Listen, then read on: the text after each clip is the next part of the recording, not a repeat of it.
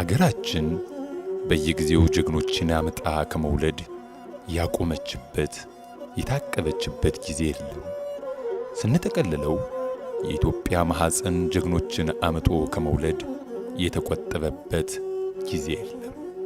በየዘመኑ ለሕዝባቸው፣ ለአገራቸው፣ ለዳር ድንበራቸው፣ ለክብራቸው ሲሉ ጀግኖች ተፋልመዋል። በተደረጉ ፊልሚያዎች ሁሉ ጥለው ወድቀዋል። አገራቸውን ለጠላት ሳያስደፍሩ አገራቸውን በነጻነት አስከብረው ያለፉ ጀግኖች እልፎች ናቸው። ይሁን እንጂ አርበኞቻችንን በከፈሉት መሥዋዕትነት ልክ በፈጸሙት ጀብዱ መጠን ሲታወሱ፣ ሲወሱ፣ ሲዘከሩ እምብዛም አልተለመደም። ምናልባትም ጥቂቶች ብቻ ቅንጭብ ታሪካቸው ሲወራ እንሰማ ይሆናል። በተለይ ጀግና በቁሙ እያለማ ስለሱ ማንም አይተነፍስ። ለሀገርና ለሕዝብ ሲሉ በየዱር ገደሉ የተዋደቁት ጀግኖች ተጋድሏቸው ትቢያ ለብሶ ኃያሉ ታሪካቸው አንሶና ኮስሶ ሲቀር ታዝበናል። እኛም የዝምታን ልጓም አጥልቀን አልፈናል። ይህ መቆም አለበት። ጀግኖቹን የረሳ ትውልድ የጀግና ድርቅ የአርበኛው አገር ሊመታው ይችላል። እናማ ጀግኖቻችንን ለመፍጠር ጀግናን በቁሙ እናስታውስ፣ እንዘክር። የተከበራችሁ አድማጭ ተመልካቾቻችን ዛሬ በቁሙ እያለ የምንዘክረው ጀግና አርበኛ ያልፈጸመው ጀብድ የለም።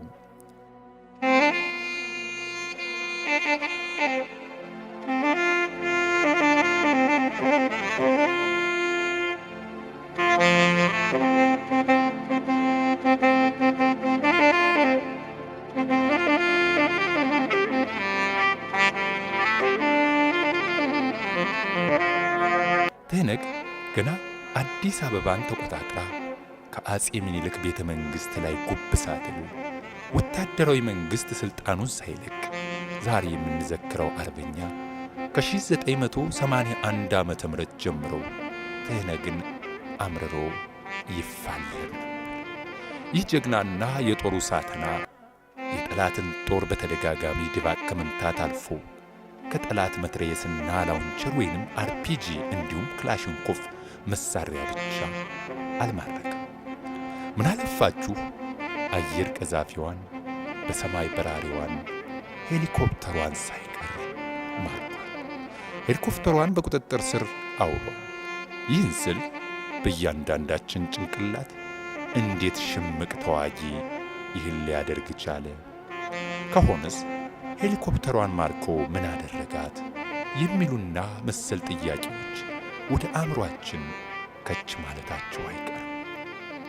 ለጥያቄው መልስ መሻት ከፈለጋችሁ መርሃ ግብራችንን እስከ መጨረሻው እንድትከታተሉ ግብዣችን ነው። በተጨማሪም ዛሬ የምንዘክረው የጦሩ ፊት አውራሪ ባደረጋቸው በርካታ ጦርነቶች ከ8 ጊዜ በላይ ለሀገሩና ለሕዝቡ ሲል ሥጋውን ቆርሷል፣ ደሙን አፍሷል። በርግጥ ስለ ቆላ ወገራው፣ ስለ አርማደጋው ንጉሥ የአካባቢው ሰው አውርቶ አይጠግብም። አዝማሪው በማሲንቆ በድምፁ ገጥሞና አዚሞ አይረካም። እባካችሁ አታጓጉን፣ ልባችን አትስቀሉት፣ ቀልባችን መልሱ። ይህ ሰው ማን ነው? ኧረ ነገሩን ካላችሁ ብቻ እናንተ ተከታተሉን እንጂ እንደ ራስ ደጀን ተራራ ከገዘፈው ታሪኩ፣ እንደ አባይ ጅረት ከረዘመው የትግል ውጣ ውረዱ፣ እንደ ጣና ከሰፋው ጀብዱ ጨልፈን እንካችሁ ልንል ወደድ።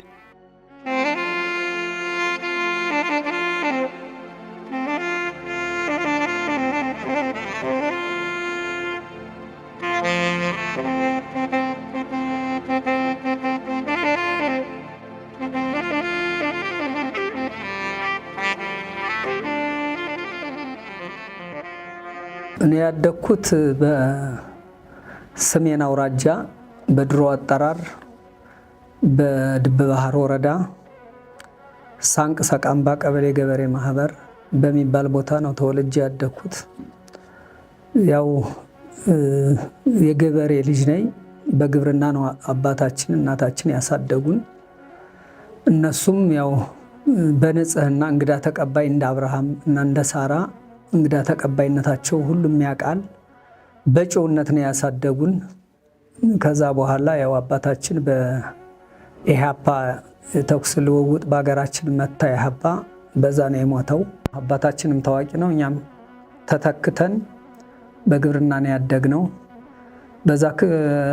ከዛ በኋላ ወያኔ ወደ ሀገራችን መጣች። በ74 ባለው አካባቢ ወያኔ ወደ ሀገራችን መጣች። ሻለቃ ሰፈር መለሰ በልጅነቱ አባቱ የግብርና ሙያ ከማስተማር በተጨማሪ የመሳሪያ መግጠም መፍታት፣ የኢላማ የቃታ አከፋፈት፣ የምላጭ አሳሳብ፣ ጠላትን እንዴት አነጣጥሮ መጣል እንደሚቻል አሰልጥነውታል። ይሁን እንጂ የሻለቃ ሰፈር ሁሉ ነገሩ የነበሩት አባቱ አቶ መለሰ ከልካይ ጥር 11 1971 ዓ.ም ከኢህአፓ ጋር በተደረገ ውጊያ ተሰዉ።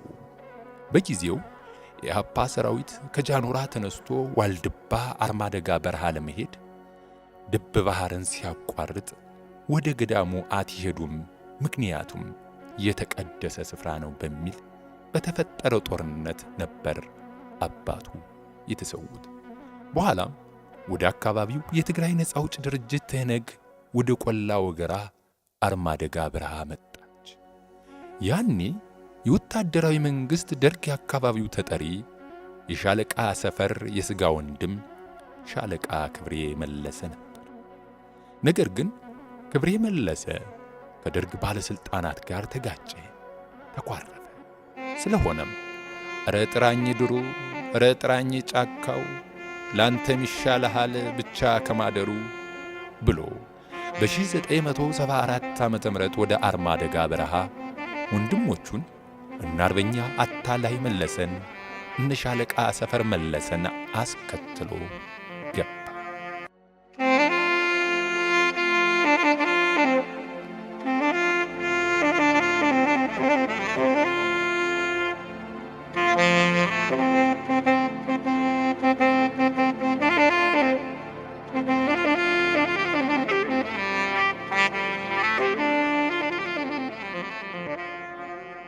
ያኔ ሻለቃ ሰፈር መለሰ የ16 ዓመት ብላቴና ነበር። አርማደጋ በረሃ እንደገቡ ከትህነግ ጋር ተገናኙ። አብረው ለመስራትም ሞከሩ። እኔም በእነሱ ተሰልፌ የተወሰነ የወጣት ሊቀመንበር ሁኛ አየኋቸውና ከኛ ጋር ተቀላቅለህ ወደ ስራው መስመር ግባ አሉት። እኔ ከእናንተ ጋር መስራት አልችልም፣ ምክንያቱም የወጣሁበት በሌላ ችግር እንጂ የነበርኩበትና አብዮት ጠልቻ አይደለም ምናምን የሚል እንትን ነበረው። እኛም እሱን ተከትለን ያው ህዝቡ በግብርና የረዳን በዛ በበረሃ ልማት አልምተን ራሳችን ችለን ነበር የምንኖረው። ትህነግን ቀርበው ተረዷት፣ አጠኗት። የጥናት ውጤቱ ትህነግ ተንኮለኛ፣ ሸረኛ፣ ጎጠኛ፣ ዘረኛ፣ አንድን ብሔር ብቻ ነፃ ለማውጣት የምትታገል ጸረ አብያተ ክርስቲያናት፣ ጸረ የኢትዮጵያ አንድነት መሆኗን አወቁ። አመጣጣቸው፣ አካሄዳቸው ያው ጎጠኛዎች፣ ዘረኛዎች፣ ጸረ ቤተ ክርስቲያኖች እንደሆኑ ወዲያው ነው እኛ የነቃነባቸው። በስብሰባ በአንዳንድ ሁኔታዎች እንከራከር ነበር። ወስን እያሉ ወጣቱንም ወደ ትግል ነበር እንደ ግዴታም እንደ ውዴታም የሚያስገቡት እና እዛ በቤተ ክርስቲያንም ሁኔታዎች በጣም ይደፍራሉ። ለምን እንደዚህ ታረጋላችሁ ምናምን እንላቸዋለን። ስለ ገዳሙ መንገድ አስገቡ። ዋልድባን ገዳም መንገድ ጠርገው ገብተው ነበር። ለምን ይሆናል በሚል በቃ ስምም የለም። እኛ ደግሞ በአትኩሮት በጣም በኃይል ቃል ስለምናናገራቸው ስለ ኤርትራ እየቀጠሉ ኤርትራም እንደምትገነጠል ይሄን ሲያመጡ እስካሁን አገር አባቶቻችን አንድ ያረጉትን አገር አሁን በእኛ ሰዓት መገንጠል አይቻልም። 39 መሰለኝ እስከ መገንጠል የሚለው እሱንም አንቀበለውም። የትግራይ ነፃ አውጭ ወይም ደግሞ ሀርነት ትግራይ ብለው ነው የመጡ በይፋ። በኋላ ነው ኢህአዴግ ምናምን እያረጉ እየቀየሩት የመጡ እንጂ ሓርነት ትግራይ መሆናቸውን እናውቃለን። እናንተ መታችሁ ሌላውን ሀገር መምራት ወይም ሌላውን ሀገር ነፃ ማውጣት አትችሉም። ምክንያቱም ሓርነት ትግራይ ነው አነሳሳችሁ፣ የተነሳችሁ ለአንድ ብሔር ነው። ከእንግዲህ በኋላ መቀጠል አትችሉም። አመጣጣችሁም ደግሞ ጸረ ቤተ ክርስቲያኖች ናችሁ። ስለ ቤተ ክርስቲያን ብዙ ሲሰሩ እናያለን። እነሱ ከመጡ ጀምረው ታቦት ይዘረፋል፣ መስቀላት፣ የቤተ ክርስቲያን አጽዋቶች፣ ትላልቅ ቅርሶች ይሰረቃሉ። ብዙ ነገር እናያለንና በቃ ይህ ነገር ሃይማኖትም የላችሁም እስከ ማለት ነበር የምንከራከራቸውና ጉልበተኛ ነው፣ ያምጻል፣ ነገ እንደዚህ ያደርጋል ወይም ደግሞ ስለ ሀገሩ ጎጥ በጎጥ ማለያየታቸው አገሩን ቆርሰው መውሰዳቸውን በውስጣቸው እምነት ስለነበር ያን ነገር ለመፈጸም ጀግና የተባለን አዋቂ የተባለን ለዚህ መልስ ይሰጣል ወይም ደግሞ ጥያቄ ያቀርባል። ሰው ያሳምጽብናል የሚባሉ ትላልቅ አዛውንቶች መግደል፣ ማጥፋት፣ አስረው ጉድጓድ ውስጥ በነ ቃሌማ የሚባል በረሃ እያሰሩ መግደል፣ በዲማም ጫራ የሚባል አገር በዛ ትላልቅ የጸለምት አዛውንቶች ሙተዋል። ከትህነግ ጋር ተስማምቶ መስራት የማይቻል ሆነ። ትህነግ በአካባቢው የሚታወቁ ትልልቅ አዛውንቶችን ጀግና የሚባሉትን ወደፊት ጥያቄ ያነሱ ይሆናል ተብለው የተገመቱትን ሁሉ እያደነች እየለቀመች በአሰቃቂ ሁኔታ ገደለች።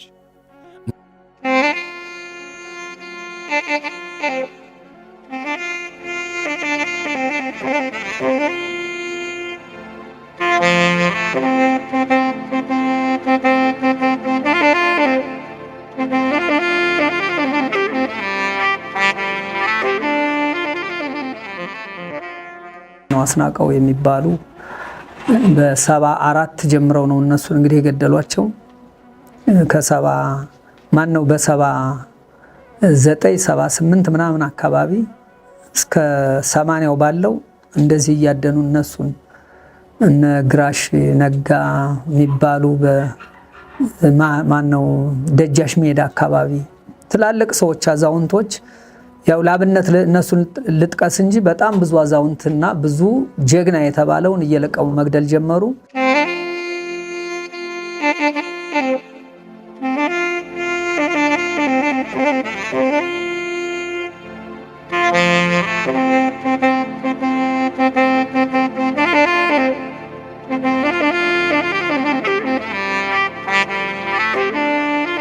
እነ ሻለቃ ሰፈር መለሰ ለምን የሚል ጥያቄ በማንሳታቸው ምክንያት ጫርድቋ በሚባል ቦታ ተወስደው ታሰሩ። ያኔ ሕዝቡ ሊያምጽ ሆነ። መሬታችንን አትረግጡም ብሎ ሕዝቡ ትህነግን ለመፋለም ጠበንጃውን ወለወለ፣ ዝናሩንም ሳለ። ይህን የተረዳችው ብልጣብልጧ ትህነግ ለጊዜውም እነ ሻለቃ ሰፈር መለሰን ከእስር ለቀቀቻቸው። እኛም ያው እነሱ ጋር ስምምነት አልነበረንም። በዚሁ ስንከራከር እንዳጋጣሚ አሰሩን። ሁሉንም ወንድሞችንም እኔንም አሰሩን። ምክንያት አጡ። ህዝቡ ሊያመጽባቸው ሲል ጫርድቋ የሚባል ወረዳ እዛ አስረውን ምንም ምክንያት ሲያጡ ህዝቡም ሊያመጽ ሲል አንዴ ፈቱን። በሁለተኛ በ81 እኔን አሰሩና ወስደው ብዙዎች እየወሰዱ ጉድጓድ እያስገቡ ራሳቸው ቆፍረው ራሳቸው በቆፈሩት ጉድጓድ ሙቀት ቦታ ነው፣ በረሃማ ቦታ ነው። እዛው ራሳቸው ቆፍረው ገብተው በተቅማጥ እንዲሞቱ እያደረጉ ብዙዎች ገለዋል። ትህነግ ካጠመደች አትመለስ፣ ካላጠፋችህ አትተኝ። ብዙ የአማራ ተወላጆችን በአሰቃቂ ሁኔታ ጉድጓድ እያስማሰች ገድላለች። በመሆኑም ትህነግ ከልጅነቱ ጀምራ ያጠመደችውን ሰው ዳግም በ1981 ዓመተ ምህረት አሰረችው።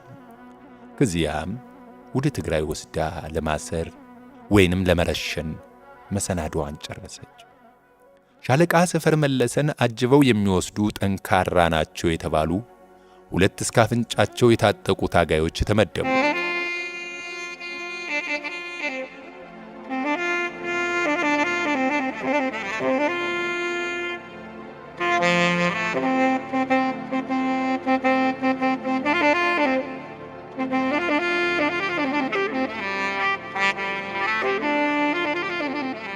በ81 አስረው ወደ ትግራይ በሚወስዱኝ ሰዓት እዛ ሂጄ ከምሰቃይ ሞቴም ላይቀር በቃ እዚሁ ልሙት እንጂ እኔ ገድዬ እወጣለሁ እንደዚሁ እቆያለሁ የሚል አስተሳሰብ አልነበረኝም። ያስጨነቀ የዛኛው ሲቃይ እዛ ወስዶ የሚያሰቃዩትን ስላየው በቃ እዚሁ መሞት አለብኝ የሚለውን ነው የወሰንኩ።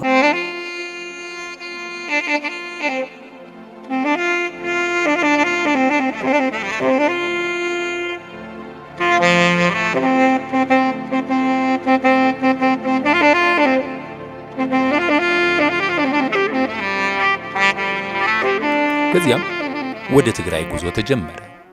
ግን ሻለቃ ሰፈር መለሰ በእያንዳንዷ እርምጃ ትግራይ ደርሶ የሚፈጸምበትን ዘግናኝ ግፍ በአእምሮ እያንሰላሰለ ይጓዛል። ጉድጓድ አስቆፍረው ሲረሽኑት ታየው። ከሰማይ በታች ከምድር በላይ ያሉ ጨካኞች የሚያወርዱበት መከራ አሰበ። ከዚህ ሁሉ ግፍ ካልቀናኝ ተወልጄ ባደግኩበት ቀዬ መንደሬ ብሞት ይሻለኛል፣ ከቀናይ ደግሞ ጥዬ ወድቃለሁ ሲል ለልቡ ነገረው። አበቃ፣ ወሰነ።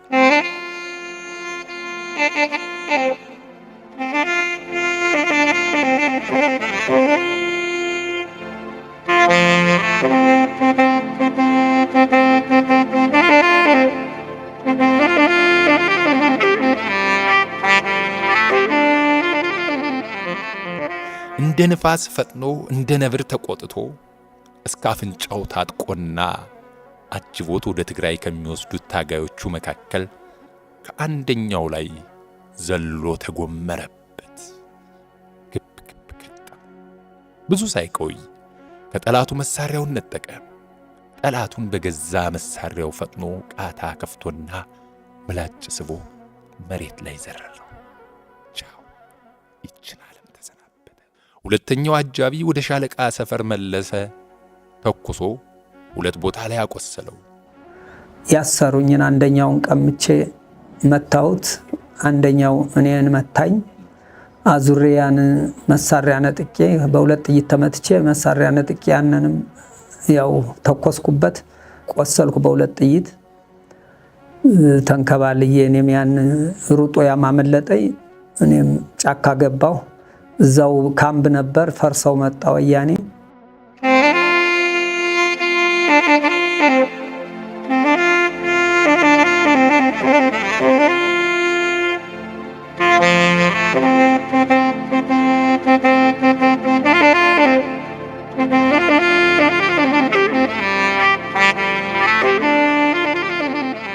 ይሁን እንጂ ወቅቱ ክረምት ነው። ያውም ነሐሴ 30 1981 ዓመተ ምህረት ተጠቀሰው ቀን ከባድ ዝናብ ጣለ። ዝናቡ በየመንገዱ የፈሰሰውን ደም አጠበው፣ ዱካውን አጠፋው። ሻለቃ ሰፈር መለሰን ለመቀራመት ፈርሶ የመጣው የትህነግ ሰራዊት ተስፋ ቆርጦ ተመለሰ። ጠዋት ጳጉሜ 1 1981 ዓመተ ምህረት ሻለቃ ሰፈር መለሰ በሰመመን ያለበትን ቦታ ዳበሰ። የት እንዳለ አሰበ። ራሱን ጎርፍ ላይ ወድቆ በላዩ ላይ ዲሸን ደሽኖበት ጎርፍ ያመጣው እንጨት ሳይቀር ተጭኖ ታገኘው። ዝናብ ዘነበና በፀሐይ ዝናብ ዘንሞ ደሙን አጠበልኝና እነሱም ወንዝ ነበር ወደዛ ገብቷል ምናምን የሚል እንትን ነበራቸው። ተመልሰው ሄዱ። እኔ መዛ ቁጥቋጥ ያው አይታወቀኝም፣ ሙቼ ነው ያደርኩ። ድሸን ሂዶብኝ እንጨቱ ሁሉ ላይ አፈሩ እንጨቱ ከላይ ላይ ድሸን ደፍኖኝ ነው ያደረው። እንደ ህልም ነቅቼ ሌሊት ከንጋት ላይ ሙቼ ነው ወይስ አለሁ ማን ነው ተይዣለሁ፣ ጠላት ከቦኛል፣ የት ነው ያለው ብዬ በመዳሰስ ጊዜ ልክ ማታ የተኛሁባትን ቁጥቋጦ ምናምን ዳስሻየሁ። በቃ ጠላት እንደሌለ ድምጽም የለም።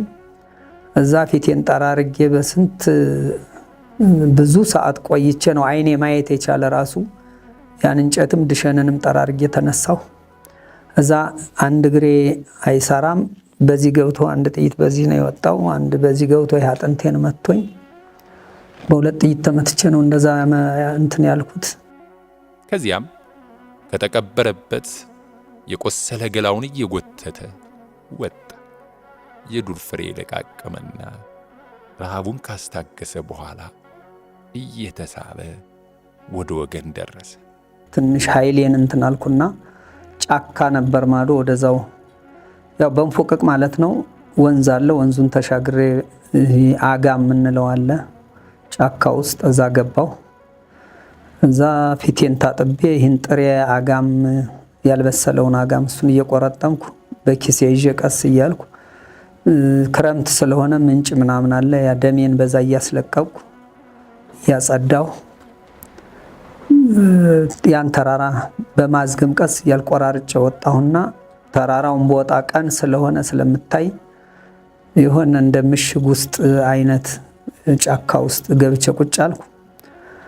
ወያኔ ውሻ ሳይቀር ይዛ ማዶ የተታኮስነበትን የወደቅኩበትን ያደርኩበትን እየዞረች ያው ትፈትሽ ነበር ህዝቡን ይዛ። እኔ በጣም ራቅ ብዬ ነው ማያቸው። ዋልኩ። ማታ ሲሆን ያው ተነስቼ እንቅስቃሴ ጀመርኩ። ያን ተራራ በጥሼ ወጣሁና ቀስ እያልኩ ሰው ወዳለበት ብዙ ሰዓት ጨርሼ ወደ 6 ሰዓት የሆነ ወደማቀው ቤተሰብ ተጠጋው። ያ ቤተሰብ ቦታ ሲዞኔን ወደ ነበርኩበት ህብረተሰብና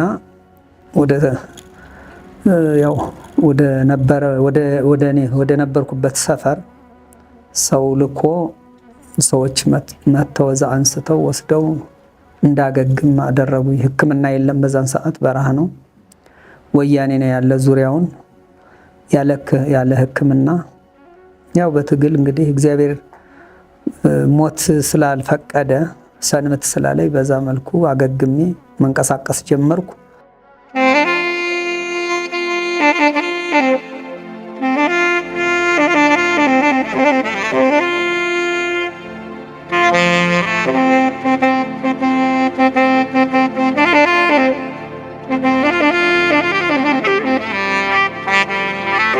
ከዛው በጦር ልውውጥ እንኳን እንዳይሞቱ በስር እየወሰዱ ያን ሲቃይ እያሳዩ ስለገደሏቸው እዛ ሂጄ ከምሰቃይ ሞቴም ላይቀር በቃ እዚሁ ልሙት እንጂ እኔ ገድዬ እወጣለሁ እንደዚሁ እቆያለሁ የሚል አስተሳሰብ አልነበረኝም።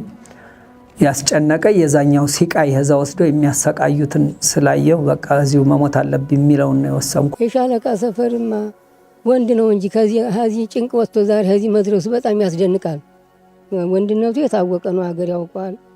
የሁላ እዚህ ደርሶ በጣም ያስደስታል እንጂ የሁላ ስንት መከራ የጥይት እርሳስ እየተቀበለ መከራውን እያየ በዚህ በገዳሙ ቆስሎ እንኳን በዚህ ደሙን እየዘራ ሲሄድ በዚህም ቆስሎ በገዳሙ እንደሚሰነበት ሁሉ ያውቃል።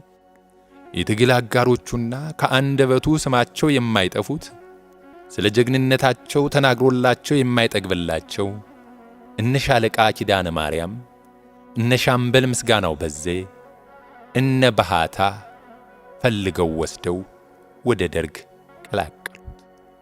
ሻለቃ ሰፈር ብቻውን አልሄደ። በ1974 ዓ.ም ከደርግ ባለስልጣናት ጋር በመጣላቱ የተነሳ አሻፈረኝ ብሎ የነበረውን ወንድሙን ክብሬ መለሰን ጨምሮ ነበር የተመለሰው። ሻለቃ ሰፈር መለሰ የሰራውን ጀብድ የሰማው ደርግ ለሰራው ጀብድ ከማዕረግ እስከ ሽልማት ደረበለት። ለወንድሙ ክብሬም የሻለቅነት ማዕረግ ተሰጠው።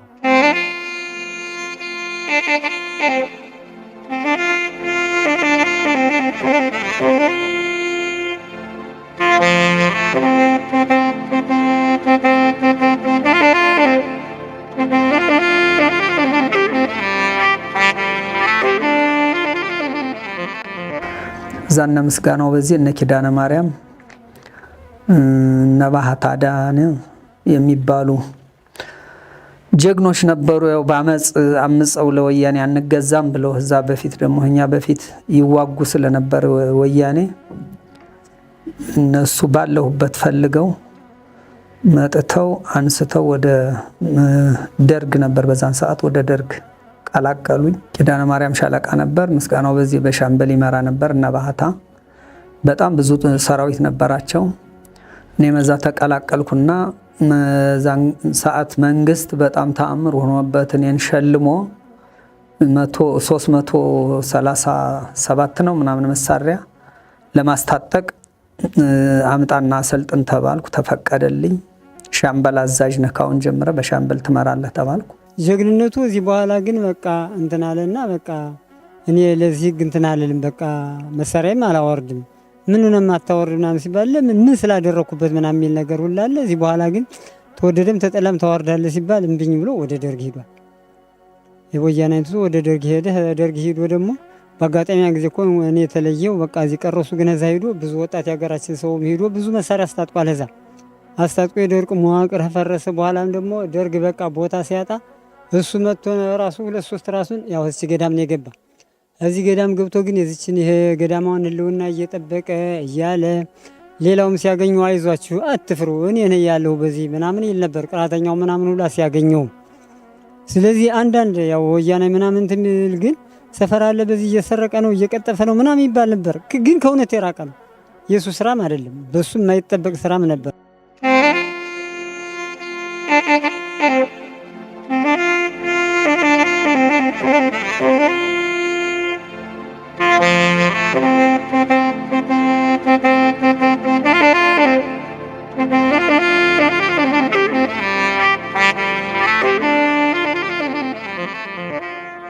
ጠላት ነው ትጥቅና ስንቃችን እንወስደው።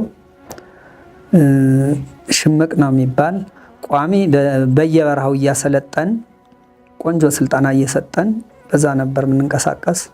እዛ ያው ሌላም እየጨመርን ከወልቃይት ከጸለምት አጅሬ ጃኖራ እስከ ዳንሻ ወልቃይት በአጠቃላይ ይሄ መስመር ዘርግተን እየተገናኘ እስከ በለሳ በጣም ብዙ ጀግኖች ውስጥ ለውስጥ እየተገናኘ በይፋም እየተሰባሰብን ትልቅ ጦርነት አድርገናል። ትልቅ ካምቦችም ራሱ ሰብረናል። ለምሳሌ እነ ማይጋባ የሚባል ወያኔ መታ የመጀመሪያ የሰፈረችበትና በ71 መታ የተቀመጠችበት ካምፕ ከተማ አድርጋ ተስፋፍታ የኖረችበት መጀመሪያ የአማራን መሬት ስትወር እና ድጎሹ እነ ማይጋባ ይባላል። አሁን ቤት ሙሉ መሰለ የሚሉት እነኝህን ሁሉ ካምቦች ሰብረን ተቆጣጥረናል። ነጫር ድቋ የሚባል በወረዳ መተው ካምብ ሰርተውበት ለብዙ ጊዜ ቆይተው ብዙ ወንድሞቻችን ያችን ካምብ ለማፍረስ 9 ሙተዋል። 5-6 እየሆኑ ሁሌም እየሄዱ እዛ ይሞቱባት ነበር። እኛ ኃይላችን ስላጠናከርን ደምስሰን እሷንም በስር ቁጥጥር አድርገን ነበር። ይሄ ነበር እንግዲህ እዛ በኋላ እርምጃችን። እንዳጋጣሚ ሆኖ በተኩስ ልውውጥ ወንድም የዋልድባ ሞተ። አታላይ መለሰ የሚባል የኔ ታላቅ ወንድም።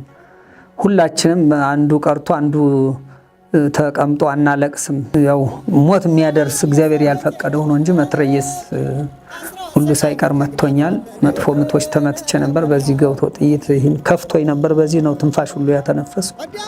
አዳጋው የሚባል ቦታ ብዙ ጓደኞቼ ሙተውብኛል። በዛን ሰዓት በሻምበል የሚመራ እነ ጥጋቡ ታደሰ እነ አወቀ ታከለ የሚባሉ ወንድሞችም ጓደኞችም ሙተዋል።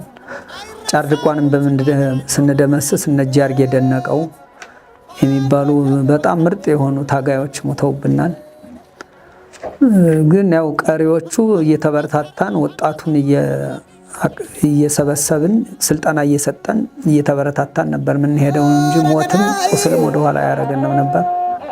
ሻለቃ ሰፈሪ መለሰ ለአባይ እርገጥ ወንዱ የአባይ ላቅ ልጁ የመለሰ ከልካይ እንዲያበሏተ የነ ደሴ ወንድም የነ አለም ወንድም የዋልድባው ጌታ ያቆላ ወገሬ የነ ታላይ ወንድም የአባ ዘማር ወንድም የጥንቱ የጧቱ የጦሩ ገበሬ መጡና አርማደጋ መጡነ ዛሬ ማንና ይበገሬ ነረ መገን። ይሁን እንጂ ወታደራዊ መንግስት በ1983 ዓ.ም ወደቀ። ትነግም ኢትዮጵያን ተቆጣጥራ አዲስ አበባ ከአጤ ምኒልክ ቤተ መንግስት ቆንጥር ጫማዋን ጥላ ገብታ ከተመች። ቢሆንም እነ ሻለቃ ሰፈር መለሰ ደርግ ቢወድቅም ወደ 5000 የሚሆን ሰራዊት ይዘው ትግላቸውን ለመቀጠል ወሰኑ። ትህነግ የሽግግር መንግስት አቋቋምኩ ስትል ለነሻለቃ ሰፈር መለሰ፣ ለነሻለቃ ኪዳነ ማርያም ከነመሳሪያችሁ ግቡና የሽግግር መንግስቱ ተሳታፊ ሁኑ ስትል ማታለያው አላቀች። ሰሜን በጌምድር ጠቅላይ ግዛት አገራችን ጎንደር እንዲያበለውማ ሰሜን አርማጭሆ ወልቃይት ጠገዴ ዳንሻና ሁመራ ቀፍታና ዲጓሹ ረገዳይ ደጀና ጠለሎ ናቀ ወርቃውራ አረ እንዲያበለ ጀግኖች አገር ገዳይ ናለው መደባይ ጠገዴ ረገዳይ አዴትና ቶራ ታጅር የጃኖራ ገንዶ አይነካሽ አገር ብለው አንበሳም ይመስላል የሰው አውራ። በ83 ደርግ ሲወድቅ የወልቃይት የአርማጭሆ የጃኖራ አጅሬ ብዙ ጀግናዎች ነበሩ። አንድነት ነበረን እስከ በለሳ በዚህም ዘርግተን ነበር። ጸለምት እንዳጠቃላይ የጸለምት ተዋጊ በጣም ኃይለኛ ነበሩ። እንግዲህ በኪዳነ ማርያም ነበር የሚመራው። እነሻለቃ ገረ እግዚአብሔር የሚባሉ ነበሩ። ሽግግር መንግስት አለ ወያኔ አዲስ አበባን ተቆጣጥሮ በሽግግር መንግስት እንደነ ለንጮ መሳሪያ ይዛችሁ ግቡ፣ በእኛ የፖለቲካ ድርጅት ተጠሪ ሆናችሁ ብለው በየሻምበል በየእንትናችን አዋቅረው ይዘው ለመግባት ሞከሩ። እኛ አንገባም፣ ወያኔን አምነን አንገባም ብለን አፈንግጠን ወደ ተከዜ በረሃ አድጎሹ ዋልድባን ይዘን ወደዛ አመጽ አደረግን። ወያኔ በብዛት እየሆነች ትመጣ ነበር። በጣም እንዋጋት ነበርና መታ ዋልድባ እንዲያፈነችን በጣም በብዛቱና በአጠቃላይ የመጣችውን ህዛው ነው ያስቀረናት። ቀብሩ ሁሉ አለ ህዛው አሁን ጦጤት የሚባል ቦታ ትንሽ ነው ሮጠውና ቆስለው ያመለጡን እንጂ አብዛኛውን አስቀርተነዋል። አንድ ብርጌድ የመጣ ሰራዊት ግን አይሞከርም አሉ። በኋላም በ1985 ዓመተ ምህረት መስቀል አስጨብጣ ካባ አስለብሳ ጥላ አዘርግታ መነኩሴ ከቄስ አጣምራ ለሽምግልና ላከች። የገዳሙን መስቀል የገዳሙን አባቶች ከወረዳና ከሁሉም ተወጣቶ ብትገቡ ይሻላል፣ ምረት ታውጇል፣ በምረቱ ተጠቀሙ አሉን። አሁን ሰራዊቱን እንዴት ነው ምን ይሻላል ብለን ስናማክረው የፖለቲካ ድርጅት ውስጥ ገብተን ማግኘት አለብን፣ እንከፋፈል፣ ተከፋፍለን ገብተን የፖለቲካ ድርጅት ከውስጥ ትጥቅም ስንቅም የሚሰጠን እንደገና ወጣቱ የተማረውን ቡድን የተማረውን ኃይል ማግኘት ምንችል ከተማ ውስጥ ስንገባ ነውና በቃ ምረቱ ለዚህ ይጠቅመናል የሚል ተወያየን። እነሻለቃ ኪዳነ ማርያም የሚመሩትን ሰራዊት ሰብስበው አማከሩ። ይህን እድል እንጠቀምበት የሚል ሐሳብ ከሰራዊቱ ወገን መጣ። ግማሻችን ገብተን ህዝባችን እናገኝ፣ ህዝባችን እናደራጅ የሚል ነበር መከራከሪያው። በመሆኑ ሻለቃ ኪዳነ ማርያምና ሻለቃ ሰፈር መለሰ አብዛኛውን ሰራዊት ለነሻምበል ምስጋናው በዜ አደራ ብለው በሽምግልና እስከ መሳሪያቸው የተወሰኑ የሰራዊት አባላትን ይዘው ገቡ። ይሁን እንጂ የትግራይ ነጻ አውጪ ድርጅት ትህነግ በረሃ ጥለዋቸው የገቡትን ጓደኞቻቸውን እነሻምበል ምስጋናው በዜን እንዲወጉላቸው ጠየቋቸው። ግማሻችን ገብተን ህዝባችን እናገኝ፣ ህዝባችን እናደራጅ የሚል ነበር መከራከሪያው። በመሆኑ ሻለቃ ኪዳነ ማርያምና ሻለቃ ሰፈር መለሰ አብዛኛውን ሰራዊት ለነሻምበል ምስጋናው በዜ አደራ ብለው በሽምግልና እስከ መሳሪያቸው የተወሰኑ የሰራዊት አባላትን ይዘው ገቡ። ኪዳነ ማርያም ለሁሉም እውቅና ስላለው ገብቶ በከተማ ወጣቱንም የመቀስቀስ ሰውም እውቅና ስላለው ያን ነገር ለመሳብ ይችላል ተብሎ እሱ እንዲገባ ተወያየን። ምስጋናው በዚህ እንኳን እኔ አላምናቸውም፣ የመመታት እድል ይገጥመዋል አይሆንም ነው ያለ።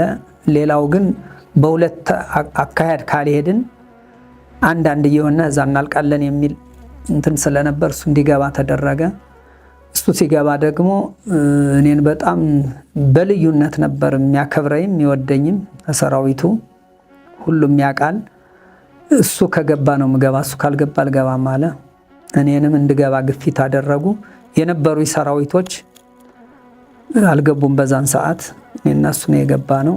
ሰራዊቶችን እና ብሮሽ በሺ የሚባሉ እንዲመሯቸው አድርጌ በዛው በበረሃው እነ ምስጋናው በዚህ ጋር ነገረ መድን ተካ በሻምበል የሚመሩ እነዚህ ሁሉ ነበሩ።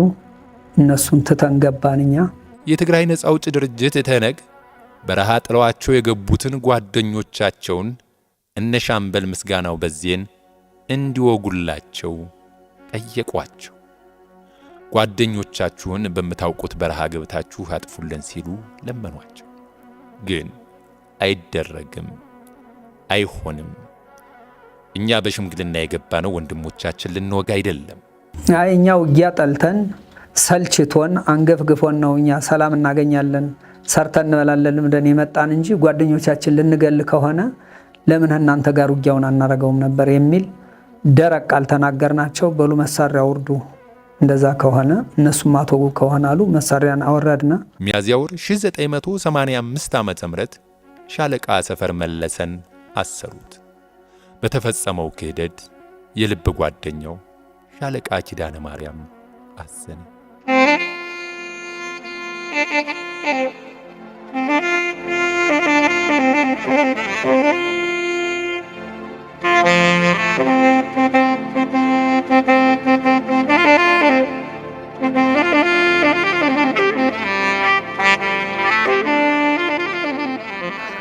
ትንሽ ቆዩና እኔን እንድታሰር ምክንያት ተፈጥሮ እንድታሰር ተደረገ።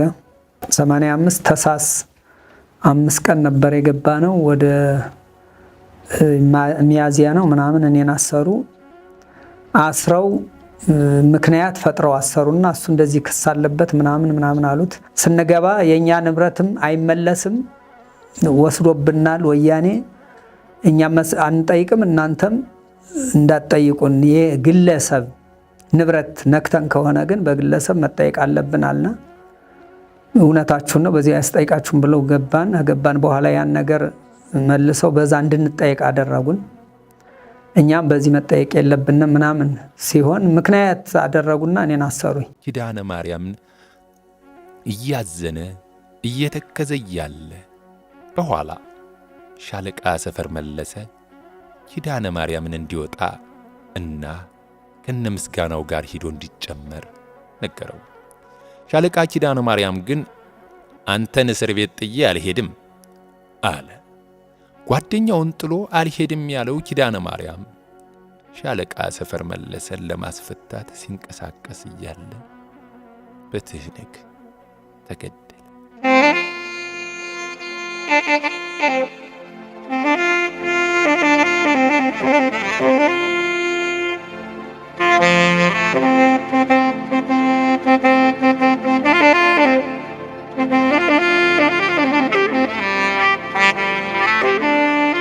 ቀጥታ ዝሬማ ወርዶ በጣም ከፍቶት ሰንብቶ ነበር። መጥቶ እኔን ለመጠየቅ በመጀመሪያ አድርቃይ ሂድ በቃ እኔ እንዴት አስሬያለሁ ብሞትም ብኖርም ምንም ችግር የለውም ሂድና አንተ ተጨመረህ ጓደኞች አማማትህን አሳምረህ ብትሞት ይሻላል ምናምን አልኩት። አይ እንዴት አንተን ጎትቻ አምጥቻ አንተን አስገብቼ ይሄዳል ብለህ እንዴት ገመትከኝ ብሎ እንዲያውም አለቀሰ። አሁን በጣም እኔም እንትና አልኩኝ ለመንኩት። በቃ አለቀሰብኝ፣ ተቆጣ፣ ተበሳጭቶ ነው የሄደና ያችን ወረቀት ይዞ መጥቶ ተደስቶ ሲታይ ነበር ያመሸው ዘሪማ ከተማ። ቀጥታ እነሱ ጋር አብሮ ይጠጣ ነበር። ጠላት ነው ብለው ሽንቱን ሊሸና ሲወጣ ተከትለው እንዳጃቢ ወጥተው መቱት። ወዲያውኑ ሻለቃ ሰፈር መለሰ ኪዳነ ማርያም እንደተገደለ ወደ ጎንደር ወይኔ ቤት ተዘዋወረ። ከዚያም የሚያስከስስ ወንጀል ባለመፈጸሙ በአንድ ሺህ ብር ዋስ እንዲፈታ ሆነ። ወደ ጎንደር ወይን ቤት መጥቼ እንድታሰር ተደረገ። እዛ ያ ከሳሽ የሚባል ነገር ወደ ፍርድ ቤት ቢቀርብም ይሄ ዓላማ የሰራው ስራ እንጂ የግል ከሳሽ ምንም የንጹህ ገንዘብ የነኩት ነገር ካለ ተባለ ተጨባጭነት ሲታጣ በ1000 ብር ዋስ እንድለቀቅ ተደረገ።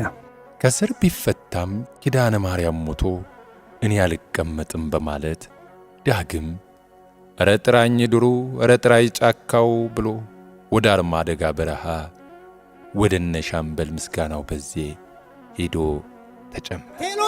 የአማራው አለታ የአማራው ኩራት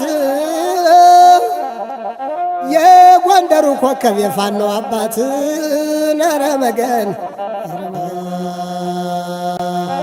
በኋላ በቃ ኪዳነ ማርያም ሙቶ እኔ አገር መኖር ያስጠላኛል። በፊትም ወንድሜ በጦርነት ተዛሙቷል ዋልድባ። እነሱ ሙተው እኔ እንግዲህ ሰላምነት አልፈልግም። ምናልባት በውስጥና በውጭ ሆነን ዙሮ ወያኔን የማጥቃት እድል ይኖራል ብዬ ገምቼ ነበር እንጂ አሟሟቴን አሳምሬ ነው መሞት አልኩ። ምስጋናው በዚህ የሚባል ጀግና ነበር። ከበረሃ ተወርሮ እስካለሁበት መጥቶ በቃ መሄድ አለብህ ከኔ ጋር አብረህ አሟሟት ይመር እንጂ አሟሟት ሊከፋ ነው ምናምን የሚል በቃ እሱ ጋር ተነጋግረን ተከትዬ እመጣለሁ። ሂድ አንተ ወደ በረሃ እኔ ያለኝ ሁኔታዎች አዘጋጅቼ ዝግጁ ሆኜ እወጣለሁ አልኩት። ትህነግ እነ ምስጋናው በዚህን ያገኘች እየመሰላት በዘመዶቻቸው ላይ ያልፈጸመችው ግፍ የለም። ሰውን ከነነብሱ ወንዝ ላይ ሳይቀር ጨምራለች። ሴቶችን አካላቸውን ሽባ አድርጋለች። አስከሬን እንዳይቀበር አድርጋለች። ለዚህም ያው ምስክር እኔ ዋልድባ ተቃጠርንበት ቦታ ሳይደርስ የተኩስ ልውውጥ ገጠመው። ተታኮሰ፣ ሰው ቆሰለበት፣ እንደገና ሸሸ፣ ወደ መሀል ሀገር ገባ ተባለ። እዛውም ተከታትለው እሱን በዛው ወቅት በ86 ወደ ነሐሴ ማለቂያ አካባቢ አፍነው የተኩስ ልውውጥ አደረጉበት። ወገኖቹ ሁሉ ታሰሩ፣ ተሰቃዩ። ወንዝ ሁሉ የተጣሉ አሉ። እሱን ካልነገራችሁ ተብለው ወንድሙ ራሱ በሞላ ጎርፍ ላይ በድልድይ አዝልቀው ጥለውታል ከነነብሱ። እንዲያውም ሬሳው ተገንቶ እንዳትቀብሩት ተብሎ ታውጆ እንደገና እህቱንም እንደዛው የሞት አፋፍ አሳይተው ሴት ስለሆነች እሷን ማሰቃይተው መልሰው እስር ቤት አስገቧት። እኔም ማቀው ነገር የለም ማለች። ይህ ሁሉ ሆኖ ያው እሱ በጠቋሚ ተገኘና ጦርነት ከፈቱ። ዋለ፣ ጨረሳቸው። የመጡትን የእሱ ልጆችም አለቁበት። መጨረሻ ላይ ጥይት ጨረሰ። ራሱ በሽጉጥ ነው የሞተ። አንድም የጠላት ጥይት አልነካው። ቆስለህ ጠላት ማየት ወይም ደግሞ በጠላት መያዝ ለኛ ትልቅ ሞትና መሐላ ስለነበር ይሄ አይነት እንትናችን የሁላችንም መሐላ ነው የነበረው እና ምስኪን በዛ መልኩ ሞተ። እዛ እየተከታተሉ ገረመድን ተካ የሚባል በጣም ጀግና ነበር፣ የጸለምት ልጅ። እሱንም በዛው ወቅት ገደሉት። በዚህ በድብ ባህር እንደዚሁ ተጠግቶ ባለበት ተጠቁሞ። እነ ሲሳይ ማለደ የሚባል ጀግና ነበር፣ በእኔ ምክትል ሻምበል እንዲያውም ነበር በጊዜው። እሱም እንዲሁ ወደ አጅር የመጡ ዘመዶች እከርማለሁ ብሎ በዛ እንዲሞት ተደረገ። በተኩስ ልውውጥ ገደሉት። ህዝባችን በዱላ እጁ ያልተሰበረ እግሩ ያልተሰበረ የዘመድ እየተቆጠረ እየቆሰለ እየተጎተተ በእኛ ይሄ በረሃ ባለ ነው ቤተሰብ ነው ፖሊስ ጣቢያ ጠቦ ሌላ ፖሊስ ጣቢያ እየተሰራ እየተስፋፋ እየተቀጣም እየተደበደበም ሲቃይ እያየ እየተጠበሰ በኤሌክትሪክ በስም በቁጥር ዝምድና ሌላም ሁሉ ዝም ብሎ በቃ ቀይ ሽብር የተመታበት ወቅት ነበር። እነ ፈንቴ ግንቤ ይባላሉ የኔ አጎቴ ልጅ። ገብተው ዝም ብለው በቃ ቤቱ ላይ በጥይት መተውት እሱን ወንድሙን አቁስለውት አሁን ቁስለኛ ሆኖ ነው ያለው። እንደዩ ጨረሷቸው። በቃ ያንዱን ቤተሰብ እንደዚህ እያደረጉ በቃ በእርምጃ መውሰድ በቤተሰብ ላይ። ከሻለቃ ኪዳነ ማርያም ሞት በተጨማሪ አብሮት ለዘመናት በየጦር ሜዳው የማይጠፋው የነበረው ቀኝ እጁ የሆነው ታናሽ ወንድሙ ደመቀ መለሰ በትህነግ ቁጥጥር ስር ዋለ። ብዙ ተአምር ስንሰራ አብሮኝ ነው የሚሰራ። በተለይ እኔ የበለጠም ኃይል ያለውና ሱስም የለበት። ጠላ ስንጠጣ እሱ አይጠጣም። ከተማ ገብተን ቢራ ስንጠጣ እሱ አይጠጣም። እንደዚሁ ሁሌ ዘበኛ እንደሆነና የኔን ህይወት እንደጠበቀ ነበር የሚኖረው። ጦርነት ሲከፈትም በቃ ሳቅ ሳቅ ነው የሚለው፣ ፈሪን ያነውራል። እነ ምስጋናው በዚህም ወደ ጭንቅ ቦታና በጣም አስቸጋሪ ቦታ እንሄዳለን ሲሉ እና አብሮን እነ ደመቀን ስጠይ ብሎ ነበር ይዟቸው መሄድ በጣም ይታወቃሉ።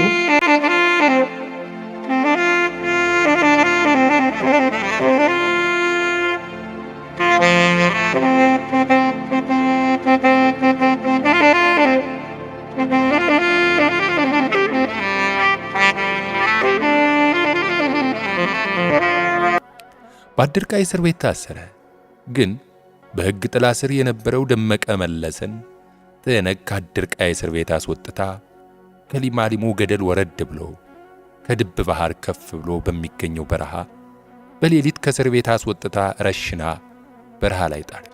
አምጥተው ማነው አድርቃይ ፖሊስ ጣቢያ አስገቡት። አዲስ ማነው እዛ ፖሊስ ጣቢያ አስገብተውታል ብላ እናት ሂዳ ስትጠይቅ እናታችን ነበረች፣ መነኩሴ ነች። አይ ወደ ደባርቅ ሄዷል ወይን ቤት አሏት። ተከትላ ወይን ቤት መጣች፣ ጠየቀች። ወደዚህ አልገባም አሏት። ይህ በፍለጋና እንዴት ሆኖ ይሆን የት ሄዶ ይሆን በማለት ነበር እስካሁን የቆየ ነው። አሁን ግን መጥቼ ሳጠያይቅ አይ እሱ የገደሉት ድብ ባህር ውስጥ ነው፣ በለማሊሞ ገደል ውስጥ ነው የገደሉትና እዛ ነው ሬሳው አለ የሚባል ሰምተናል ምናምን አሉኝ። ተጨባጭ አልሆነልኝም። ሳጠያይቅ ትክክለኛውን አገኘሁት። አድርቃይ ፖሊስ ጣቢያ አውጥተው ደባርቅ ልንወስደው ነው ወደ ወይን ቤት ብለው እንደገደሉት ነው የተረዳሁት።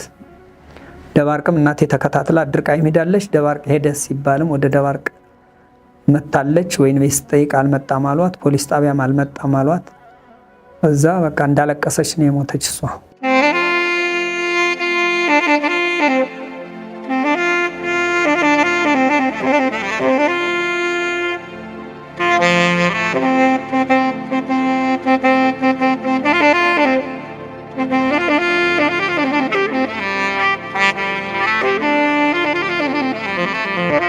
በተደረገው እልህ አስጨራሽ ትግል ከልብ የሚያምናቸውን ጓደኞቹን በተጨማሪ 3 የአባትና የእናቱን ልጆች ማለትም ክብሬ መለሰን፣ ደመቀ መለሰን፣ አታላይ መለሰን አጥቷል።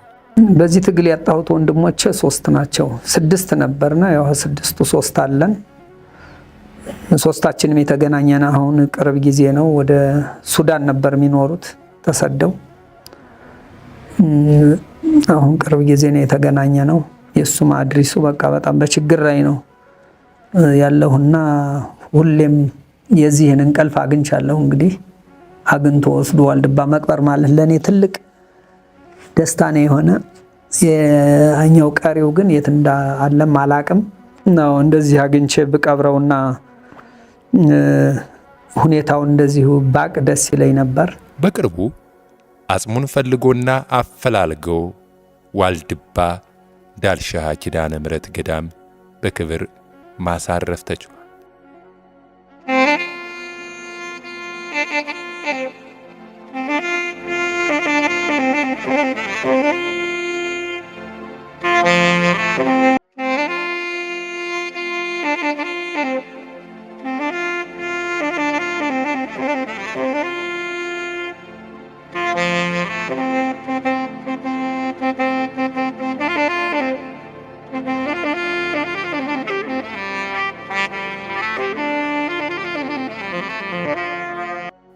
በቅርቡ አጽሙን ፈልጎና አፈላልገው ዋልድባ ዳልሻ ኪዳነ ምሕረት ገዳም በክብር ማሳረፍ ተችሏል። የአባቶች ጸሎት እየረዳው አሁን የአባቶች ጸሎት ረድቶት የወንድሙን አጽም አንስቶ ከድብ ባህር አንስቶ አሁን እዚህ ዛሬ ቀብሯን እኛ ማብራብ ተገኝተናል። አጽሙ ወስጄ እዛ ገዳም ማሳረፌ ደስታው ወሰን የለውም። ያን ስላገለገልን ያችን ገዳም እግዚአብሔር ፈቅዶ መድኃኔዓለም አገልግለኸኛልና ይሄ ነገር ይሄ ታሪክ እንዲሰራ አጽሙን አንድ ሰው አንስቶ ወደ አንድ ቤተክርስቲያን ቢያስጠጋው ኑሮ እዛ ቤተክርስቲያን አውጥቼ እኔ እዛ ገዳም መውሰድ አልችልም። ዋልድባን አስከብሯል። ገዳሙ እንዳይፈርስ፣ ገዳሙ በእንጨቱ እንኳን እንዳይራቆት እንጨት የሚቆርጠውን መጥረቢያውን እየሰበርን ቅጣት እየቀጣን ክብሯ ተጠብቃ አራዊቱ ረብቶ አባቶች እንደፈለጋቸው በጫካ ተዛውረው ዋልድባ ቤት እየሰራን ወደ 10 ዓመት ተቀምጠናል። ክረምት ቤት እንሰራለን፣ በጋ አቃጥለነው እንሄዳለን። ያን እግዚአብሔር ስላልፈቀደና የገዳሙ ተአምር እኔ ስለማምንበት ያችን አፈር ለማግኘት እዛው ሂዶ በመቀበሩ አንድም ሰው አንስቶ ወደ አንድ ቤተክርስቲያን ሳያስጠጋ በመቆየቱ በጣም ነው የገረመኝና ገዳሙም ራሱ የገዳሙ ታሪክም ራሱ በጣም ነው ሁሌም አውቀዋለሁ። ስለማውቀውም እኔ አፈሯን ይዤ ነው የምዞር። በሻንጣዬ ሁሉ ለይቻት አላቅም።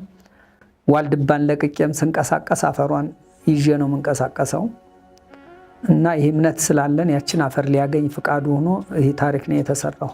እኛም ሻለቃ ሰፈር መለሰና ጓደኞቹ የተዋደቁበትን ሞቃታማውንና አቀበት ቁልቁለት የበዛበትን አርማደጋ በረሃን አይቶ ይህን መርሃ ግብር ለማሰናዳት በሄድንበት ወቅት የዋልድባ መነኮሳትና መነኮሴያት እንዲሁም የአካባቢው ማህበረሰብ ስለ ሻለቃ ሰፈር መለሰ ያላቸውን ክብር አይተን አጃኢብ ብለን የምስክርነት ቃላቸውም እንዲህ ይደመጥ። የሻለቃ ሰፈር ከዚህኛ ገዳሙ ያደገ ገዳሙን ሲደግፍ የሚኖር ነው። የሚኖር ገዳሙ ሁሉ ደመቀ መለሰ የተባለ እዚህ ገዳሙ ያደጉ ናቸው። እዚህ ገዳሙን እዚህን ያደግን አብረን የኖርን እና በወስተፊትም አሁን እኛም መቼም ገዳሙ እያዘነላቸው ነበር። አሁን ደግሞ በጣም ደስታ ጨምሩልናል። መምጣታቸው በጣም ደስ ይለናል እንጂ የገዳሙ ልጆች ናቸው። እዚህ ገዳሙን ያሳደጋቸው እነሱም ገዳሙ ሲጦሩ ሲደግፉን የኖሩ እዚህ ገዳሙ። ሻለቃ ሰፈር እንግዲህ በገዳሙ ዙሪያ ተወልዶ ያደገ ወንድማችን ነው። ከወንድሞቹ ጋር ሆኖ ዋልድባ ሲወረር ዋልድባ ያልሆነ አካል እየገባ አባቶችን ሲያሰቃይ ከጓደኞቹ ጋር ሆኖ ሌትም ቀንም ሲጠብቅ የነበረ ወንድማችን ነው። እንደጠበቀም ኪዳነ ምሕረት አውጥታ ከዚህ አድርሳለች። እኛ ለገዳሙ በትክክለኛ ተቆርቋሪና ጠባቂ እንደሆነ ስለሚያውቁ ግፍና በደልም በዛ ላይ ስለማንሰራ ዘራፊም ስላልሆነ ለሀገር ተቆርቋሪ ሀገራችን አትገነጠልም፣ መሬታችን አይገመድም ራሱ እና ይህን መስዋዕት ለሀገር ብለን መታገላችን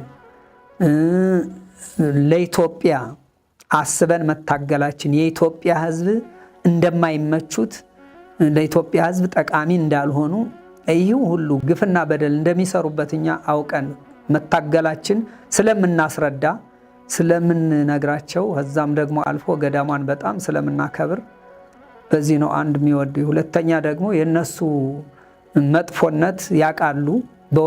በወገናችን ላይ በተለያዩ ጀግኖች ወገን ላይ ምን አይነት ግፍና በደል እንደሚፈጽሙ ስለሚታወቅ ሁሉም አይወዳቸውም። ከአቅም በላይ ሆኖበት ነው። እኔ ሰፈርን ሳውቀው በቃ በትውልድም ቤተሰብንና አብረን ነው እንትን ምን ነበር። ህፃን እያለን አፈር ፈጭተን ውሃ ተራጭተን አብረን ያደግን። እዛ በኋላ ግን በቃ አይደለም ለተወለደው ወይም ለሀገሩ አንድ ባይድም ቢሆን በቃ የተጠቃሰው ሲያይ በተጠቃሰው መቆም ነው የሚወድ። ለጭቆን በቃ መቆም ይወዳል። ለፊት ይዞ አምባገነናችሁ እናንተ ምናምን የሚል ነገር ሁሉ አለ። ለምንድን ነው እኔ በቃ ይሰርቃል፣ ይቀጥፋል፣ ይዋሻል ምናምን የሚለኝ ካለ በቃ ያው ልጅ ያዝ ይመስከርብኝ ህግ ያለኝ ውሳኔ ልቀበል አለያ ግን ምናምን ሲል በቃ የግድም አምባገነን ነው ምናምን የሚባል ነገር ሲል በዛ መቼም አሻፈረ ብሎ ሄዷል። በጠላት ጠብቀው በሁሉም ነገር ማን ተጠብቆ የሚኖሩ እዚህ ገዳሙን ያደጉ እነሱ ገዳሙን አቅፎ ደግፎ ነው ያኖራቸው። እነሱም ገዳሙን ደግፎ የሚኖሩ ናቸው። ትህነግ የገዳሙ መናንያንን ሻለቃ ሰፈር መለሰንና ጓደኞቹን ትመግባላችሁ፣ ጸሎት ሳይቀር ትጸልዩለታላችሁ በማለት ዓለም በቃኝ ብለው እርመት ቤት ይገኙ የነበሩ ገዳማውያንን ሳይቀር እጅግ ከፍተኛ የሆነ ግፍ ይፈጽምባቸው እንደነበር ይነገራል። ሁሉን እናቶች ደካሞቹ ባለፈው ያያቸውን ደካሞች እናቶች ሁሉ በአጠቃላይ ያልተደበደበ የለም። ደብድበው እኒያን ግን በጣም ከአቅም በላይ ስለመቷቸው አጥንታቸውን ተሰብሯል ነው የሚባለው። ወድቀው ነገ ሰፈርን ገድያ አምጥቼ ዘረጋልሻለሁ፣ እንደዚህ እናንተ የምትጸልዩለት እየጸለያችሁ ነው እናንተ እድሜውን ያሰነበታችሁት እና ነገ አምጥቼ ዘረጋዋለሁ ያንቺ ጸሎት አያድነውም ሲሏቸው ኪዳነ ምሕረት አንተን ቀድማ ትዘረጋለች አሉት ይባላል። እንደወደቁ ልክ በ7 ቀኑ መገናኛውን ማረክ ነው። እዚህ ጀግናህና ደመቀ ጋር ሆነን በሱ በሻለቃ ሰፈር ምክንያት ገዳሙም ትንሽ መንግስት እየመጣ ስንትን መቼም ትንሽ ችግር አድርሶብናል። ሰፈርና አበላችሁ፣ ሰፈርና ጠጣችሁ፣ ደመቀን አበላችሁ አጠጣችሁ እያለ ተሰቃይተን ትንሽ መቼም ትንሽ ተሰቃይታን ሰቃይ መቼም ሀገር የሚያውቋል መቼም አሁን እየመጡ በዚህ በዱ ጫካ ወላ እየሆኑ ሲያሰቃዩን ነበረ። ያ ባደግ እንግዲህ መንግስት የበላይ ያሰቃየን ነበረ። አሁን ደግሞ ደስታው ጨምሮናል፣ ደስ ይለናል። በነገራችን ላይ የወያኔ መንግስት ሰው አይማርጥም፣ አባቶችን አያፍርም፣ ቤተክርስቲያንም አያፍርም። ሻለቃ አባቶችን ደገፈ፣ አባቶችን ጠበቀ፣ ገዳሙ ከመወረር አዳን እንጂ የሰራው ስራ የለም። ነገር ግን ጠላት ወያኔ እየመጣ ሰፈርን አበልታችኋን፣ አስጠግታችኋን፣ እነ ኪዳነ ማርያምን አስጠግታችኋን፣ እነ ምስጋናውን ቀለባችኋን እያሉ አባቶች በጣም ተሰቃይተዋል በነ ሰፈር ምክንያት። ነገር ግን የአባቶች ጸሎት ረድቶት ሰፈር መለሰ፣ እስካሁን ከኛ ጋር ይኖራል። በቃ በጦርነት ሲያፍኑ ሲሉት ደግሞ በቃ እንደ ልቡ ነበር እየጨፈለቀና እያጨማለቃቸው የሚሄድ ነበር። እዛም እኛም ራሱ ወገኖች ናችሁ ምናምን እናንተ ይበላል ይጠጣል ምናምን የሚባል ነገር ነበረ። እኛ ይበላል በቃ ቤተሰብ ናችሁ ምናምን ሲባል ቤተሰብ ነን። በዓላማ ግን አሁን እሱ በቃ ወይም ሞት ብሎ ሂዷል። እኛ ግን ቤታችን ነው እያለ በዚህኛም አይደለም 2-3 ጊዜ ታስረን ተፈተናል። እሱን ካላመጣችሁ ምናምን ተብሎ እሱ ሂዷል። በቃ ሰው ከብት ነው ሰው ተፈልጎ አይመጣም ከሚል አንጻር እዛ እንትን አለ። እሱ ግን ለዚህ ገዳም በቃ ብዙ ነገር ሲሞት ሲጋደል ነው የቆየ። በአጠቃላይ በተደረጉት እልህ አስጨራሽ ውጊያዎች ሁሉ ወንድሞቹን ጓደኞቹን ከማጣት በተጨማሪ ሰፈር ከ8 ጊዜ በላይ ቆስሏል። አርማደጋ በረሃ ላይ ብዙ ውጣ ውረዶችን አይቷል። የነ ሰፈርን ጀግንነት የቆሰሉ ጠላቶቻቸው ሳይቀር ይመሰክሩ ነበር ይላል ባለታሪኩ።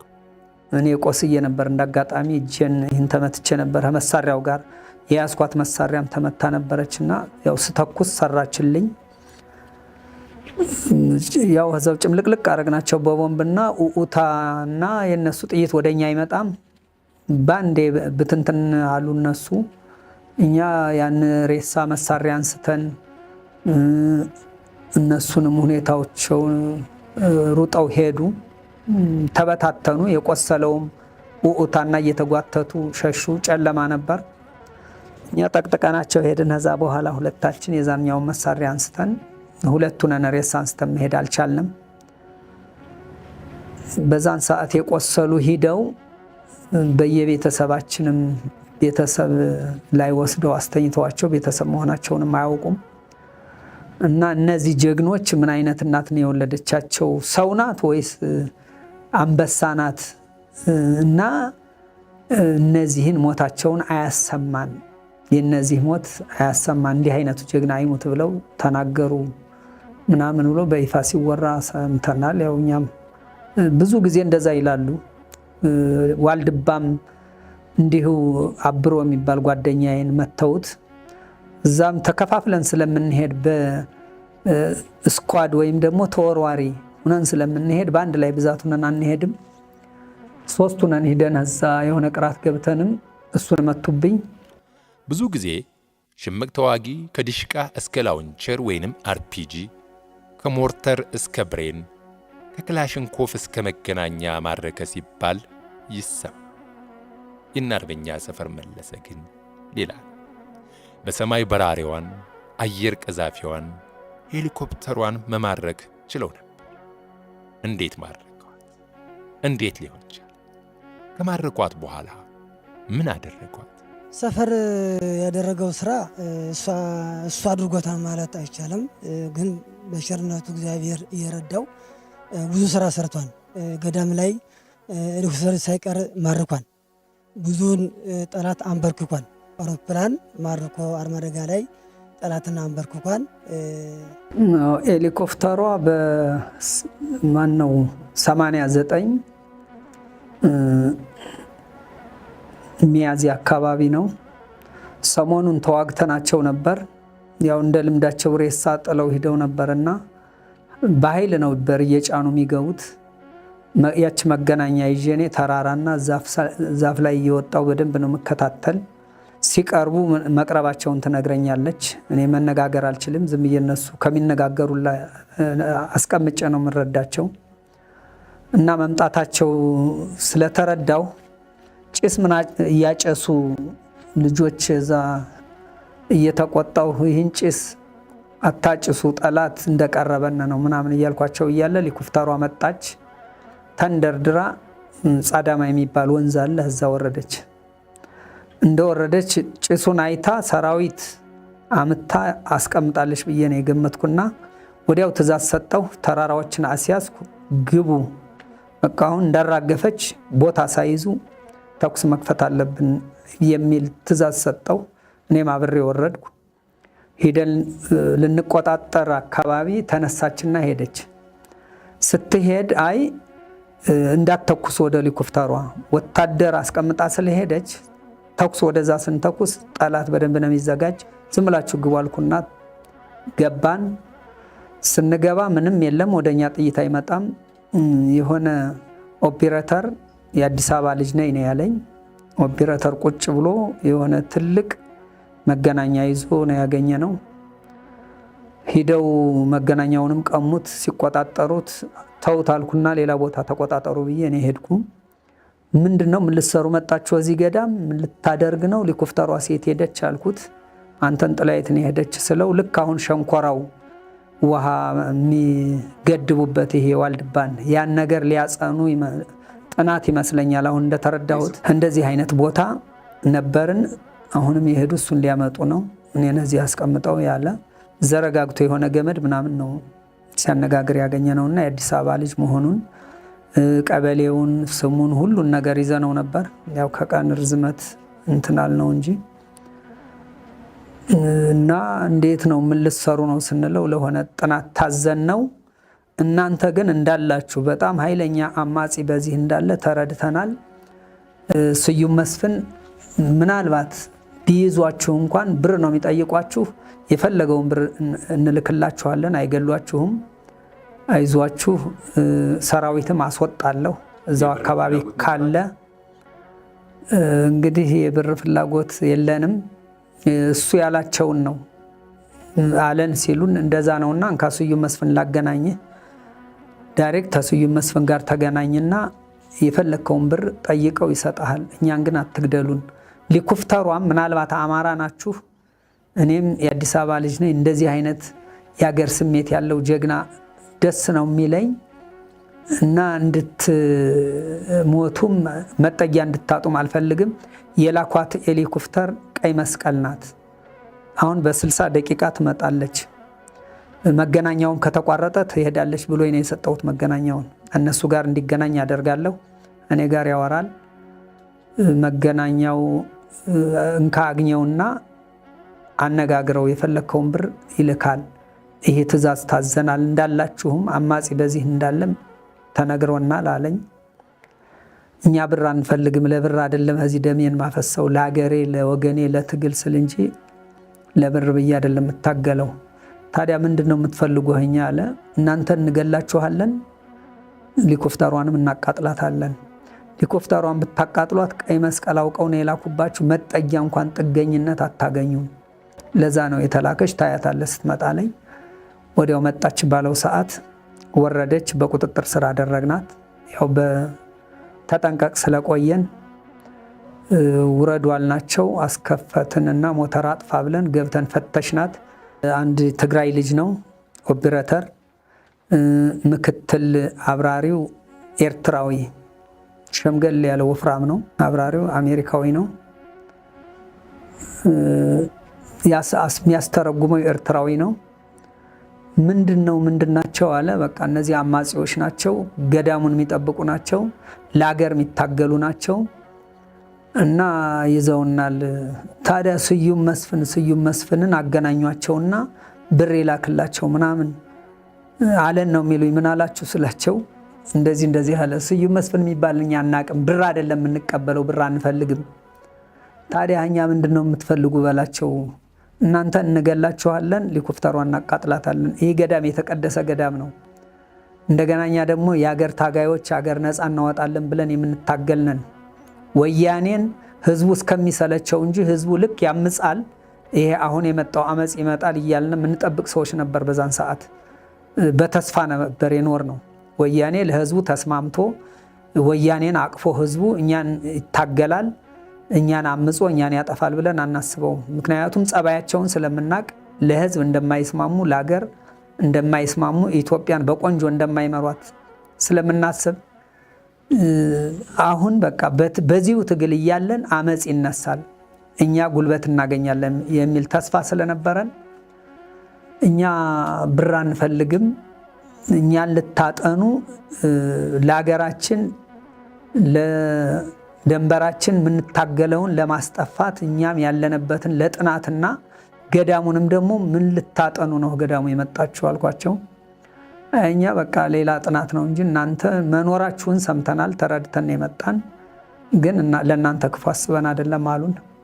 ይሁን እንጂ ሄሊኮፕተሯ ስትማረክ የገዳሙ አባቶች ይከታተሉ ነበር። ከዚያም ሻለቃ ሰፈር መለሰን አስጠሩት። በኋላስ ምን አሉ? ከፈረሷ እናንተን አልገልም፣ ሄሊኮፕተሯን ግን አቃጥላታለሁ አልኳቸው። ሄሊኮፕተሯም አንስቼ ሰዎቹን ወደ ሌላ ቦታ ቀየርኳቸው። በዛን ሰዓት አባቶችም ስትወርድም ስትወጣም ያያሉ። መተው ተጠጉ። ለነሱም ብዙ አልተከሰቱም። እኔን አስጠሩኝና እባክህ ገዳም እንዳትፈርስ፣ ቅጠሏን እየጠበቅ ዛፏን አጽዋቷን እየጠበቅ ካንተችን ሄሊኮፕተር ብታቃጥል እነዚህን ሰዎች ብትገል ገዳሟን በቃ ጠፋች ማለት ነው፣ ትጠፋለች። መለስ እናቀዋለን፣ ሃይማኖት የለውም። ሃይማኖት ስለሌለው ገዳሟን በዚች ምክንያት አድርጎ ያጠፋታል። እንደሚያቃጥላት አትጠራጠር እና ገዳሟን ጠብቀህ መልሰህ በአንተ ምክንያት ተቃጠለች እንዳይባል ብለው ጫማ እግሬ ወደቁ። ሰዎቹን አልገላቸውም፣ ሄሊኮፕተሯን ግን ላቃጥላት ነው ያልኳቸው። በምንም ተአምር አይሰራም፣ ከፈለክ ገንዘብ ተቀበል አሉኝ። ገንዘብማ ነገ ልሞት እችላለሁ፣ ገንዘቡ ተሸክሜው አልበላው አልጠጣው ፎቅ አልሰራበት ምን አደርጋለሁ? የስም ማጥፊያ ነው፣ ገንዘብ አልቀበልም። ገንዘቡን ቢመጣ እነሱ ይብሉት እንጂ የኢትዮጵያ ንብረት ነው፣ እኔ ገንዘብ አልቀበልም የሚለውን ቃል ለነሱ ሰጠኋቸው። በቃ እነሱ ቃል ስለማልወጣ ያችን ሄሊኮፕተር እንልቀቃት ብለን ተማከርን ጓደኞቼ ጋር። አሁን ብር እኛ ብር ፈላጊ እንዳንመስላችሁ ብለን ይበይም ፈረደ የሚባል አንድ ጀግና ጓደኛ ነበር። እሱ ጋር እኔ 2000 እሱ 2000 አንስተን ለእያንዳንዳቸው 1000 ብር ሰጥተን ሂዱና ከወያኔ ጋር ብር እንደማንፈልግ ለብር እንደማንታገል ተረዱት። ሄዳችሁ ግን ለወያኔ ነግራችሁ እችን ከወያኔ ባለስልጣን ጋር ቁጭ ብላችሁ ጠጡበት ብለን የሰጠናቸው። ምናልባት በህይወት ያሉ ካሉም ይህን ነገር ተረድተው እኔንም እንዲያገኙ እፈልጋለሁ። ምናልባት የአዲስ አበባው ልጅ አገኘዋለሁ የሚል ተስፋ አለኝ። እስካሁን መረጃ የለኝም። የሊማሊሙን ጠመዝማዛ መንገድ በመኪና አቆራርጠን በእግራችን ተጉዘን ወደ ቆላ ወገራ አርማደጋ በረሃ ባመራንበት ወቅት የአካባቢው ሰው ሲጠራው የአርማደጋው ንጉሥ ይለዋል። አዝማሪው በማሲንቆ ግጥም ደርድሮ በድምፁ አንጎራጉሮ አይጠግብለት። አለቃ ሰፈር መለሰ ለአባይ እርገጥ ወንዱ የአባይ ላቅ ልጁ የመለሰ ከልካይ እንዲያበሏተ የነ ደሴ ወንድም የነ አለም ወንድም የዋልድባው ጌታ ያቆላ ወገሬ የነ ታላይ ወንድም የአባ ዘማር ወንድም የጥንቱ የጧቱ የጦሩ ገበሬ መጡና አርማደጋ መጡና ዛሬ ማንና ይበገሬ።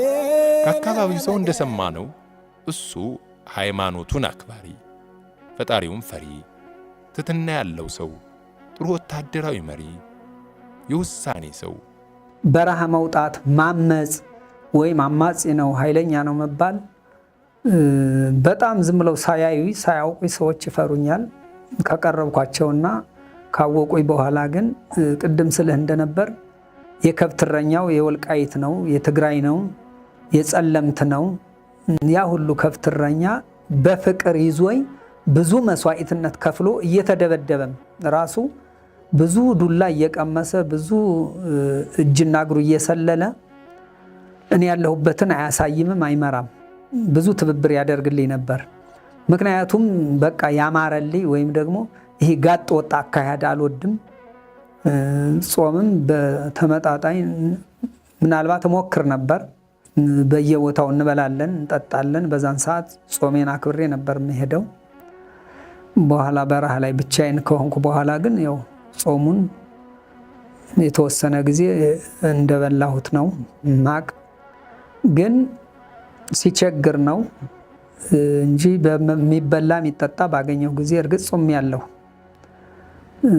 ትትህና ደግሞ ትትህና የሌለው ወንድነት እንደኔ ወንድ ነው ብዬ አላስበውም። አዛኝ ካልሆንክ፣ አስተዋይ ካልሆንክ፣ ትዕግስት ከሌለህ፣ በትዕግስት ካልተጠቀምክ ወንድነት ይበላሻል። ሻለቃ ሰፈር መለሰ ሲናገር ትትና የሌለው ጀግንነት ለእኔ ባዶ ነው ይላል። ትዕግስትን ከወንድነት ጋር ትዕግስትን ከማስተዋል ጋር ከተራመድክ ከኔም የበለጠ ይህ ወንድም ያሁን የሞተው 2 እጥፍ ይሆናል። ወንድነቱም በጣም ኃይለኝነቱ እና ብሮሽ በሺ እነ ደመቀ እነ ይበይም ፈረደ እነ ቁምላቸው ጌታሁን የሚባሉ አሁን መጨረሻ ላይ እነ ምስጋናውም ሲሞቱ ሌላው ሲሞት ወደ እኔ እየተሰባሰቡ እኔ ጋር የነበሩ የነ ምስጋናው ሰራዊቶችም ነበሩና በጣም የወጣላቸው በጀግንነትም በሁሉም ነገር ስነግራቸው የሚሰሙ አቆሙ። ይሄ ነገር መጥፎ ነው ስላቸው ያልኳቸውን ትእዛዝ የሚፈጽሙ ጀግኖችን የነበሩ ጀግንነታቸው ግን እንኳን እነ ምስጋናውና እነ ኪዳነ ማርያም እነ ደመቀና እና ብሮን ይበይንም ከኔ በላይ ናቸው ብዬ ነው ማስበው። በጣም ጀግኖች ነበሩ እና ይህን ሁሉ ጀግና በጀግንነት በወንድነት ነው ያው ቢሞቱም ቢያዙም በየቦታው ቢቀሩም በጀግንነት እንጂ በስርቆት ሰውን በመበደል ድሃን በማስለቀስ የሰራ ነው ስራ ስለሌለ እስካሁንም እኔ ረካበታለሁ። ሊወጉት የመጡት ጠላቶቹን ጦርነት ላይ ከገደለ በኋላ አስከሬናቸውን እያለቀሰ ይቀብራቸው እንደነበር ያገኘናቸው መረጃዎች የሰፈርን የስነ ልቦና ከፍታ፣ የሰብአዊነት ልቀት ያሳያል። አዎ የሰው ዘር ነውና እኛ ትንሽ ሆነን እነሱ ብዛቱ ነው ይመጣሉ። ግን ተመተው ሳያቸው ወድቀው ሳያቸው ቢያንስ እንኳን እኔ እንደገና ማጥቃት መተው ይመቱኛል ባልል ሰዎች ከብትረኛውን ለምኜ መነኩሴዎችን ለምኜ እንዲቀበሩና ቦታ እንዲይዙ አደርግ ነበር። ይህም ትክክል ነው። የሰው ፍጥረት ናቸው። ጊዜ አበላሽቶን ጊዜ መጥፎ ሆኖብን ወያኔ የሚሰራው ስራ የወያኔ መሰሪ ሆነው እንጂ እነዛም እኮ መተው ሊገሉም ቢመጡ ታዘው እንጂ ያው በራሳቸው እንትን ፍቃድ እንዳልመጡ ስለማቅ ያሳዝኑኛል። ገድያቸውም ያሳዝኑኝ ነበር። ሄሊኮፕተሯ ከተማረከች በኋላ በወቅቱ የነበረው ጠቅላይ ሚኒስትር መለስ ዜናዊ በጊዜው የትግራይ ክልል ፕሬዝዳንት በነበረው በአቶ ጸጋዬ በርሄ ላይ መለስ እንዲህ ሲል ምክር ቤት ላይ ሳይቀር ጮህበታል ይባል። አንድ የአማራ ሽፍታ ሄሊኮፕተር እስኪጠልፍ ድረስ እናንተ ምን እየጠበቃችሁ ነው በማለት ብስጭቱን ገልጾበታል። አንድ የአማራ ሽፍታ ሄሊኮፕተር ሲማርክ ምን እየጠበቃችሁ ነው ብሎ መለስ አወጀ። የበሬ ግንባር ማታክል በረሃ አንድ የአማራ ሽፍታ ሄሊኮፕተር እስከሚጠልፍ ምን እያያችሁ ነው የሚል ወቀሴን ደርሶብኛል ብሎ ብዙ ችግር ፈጠረባቸው። እኔ ገድዬ እመጣለሁ አምጥቼ ዘረጋዋለሁ ብሎ ሻለቅነት ከሰጠኸኝ ቤት ከሰጠኸኝ ምናምን ብሎ በማይጸብሪ ነው ሬሳው የገባ። ምናልባት ስሙንም ይታወቃል። ትልቅ ስመጥር የሆነ ሰው ነው። ከሽሬ ተነስቶ መጥቶ የአማራው ኃይል በአማራ እንዲገባ የአማራው መከላከያ በወልቃይትም በትግራይም በሁሉም እንዲከበብ ተደረገ። ከዚህ በኋላ እነ ጸጋዬ በርሄ ሻለቃ ሰፈር መለሰን ለገደለ ከስልጣን እስከ ሀብት ንብረት ለመስጠት ቃል ገቡ። ግን ስልጣንና ቤት ለመቀበል ፎክሮ የመጣው ሁሉ አስከሬኑ በዚያው ወድቆ ቀረ።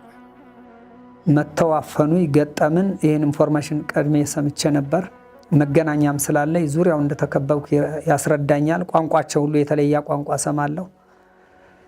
በዛን ሰዓት እንደዛ ፈክሮ የመጣውን መታ ነው። 100 አለቃ ነው ወንድሙ 10 አለቃ ስለነበር አብሮት ሬሳውን አልተውም ብሎ በማይጸብሪ ይዞት ገባ። ሌሎች ወዛው ነው ራሳችን የቀበርናቸው። ማይጥንጫ የሚባል ቦታ ነው።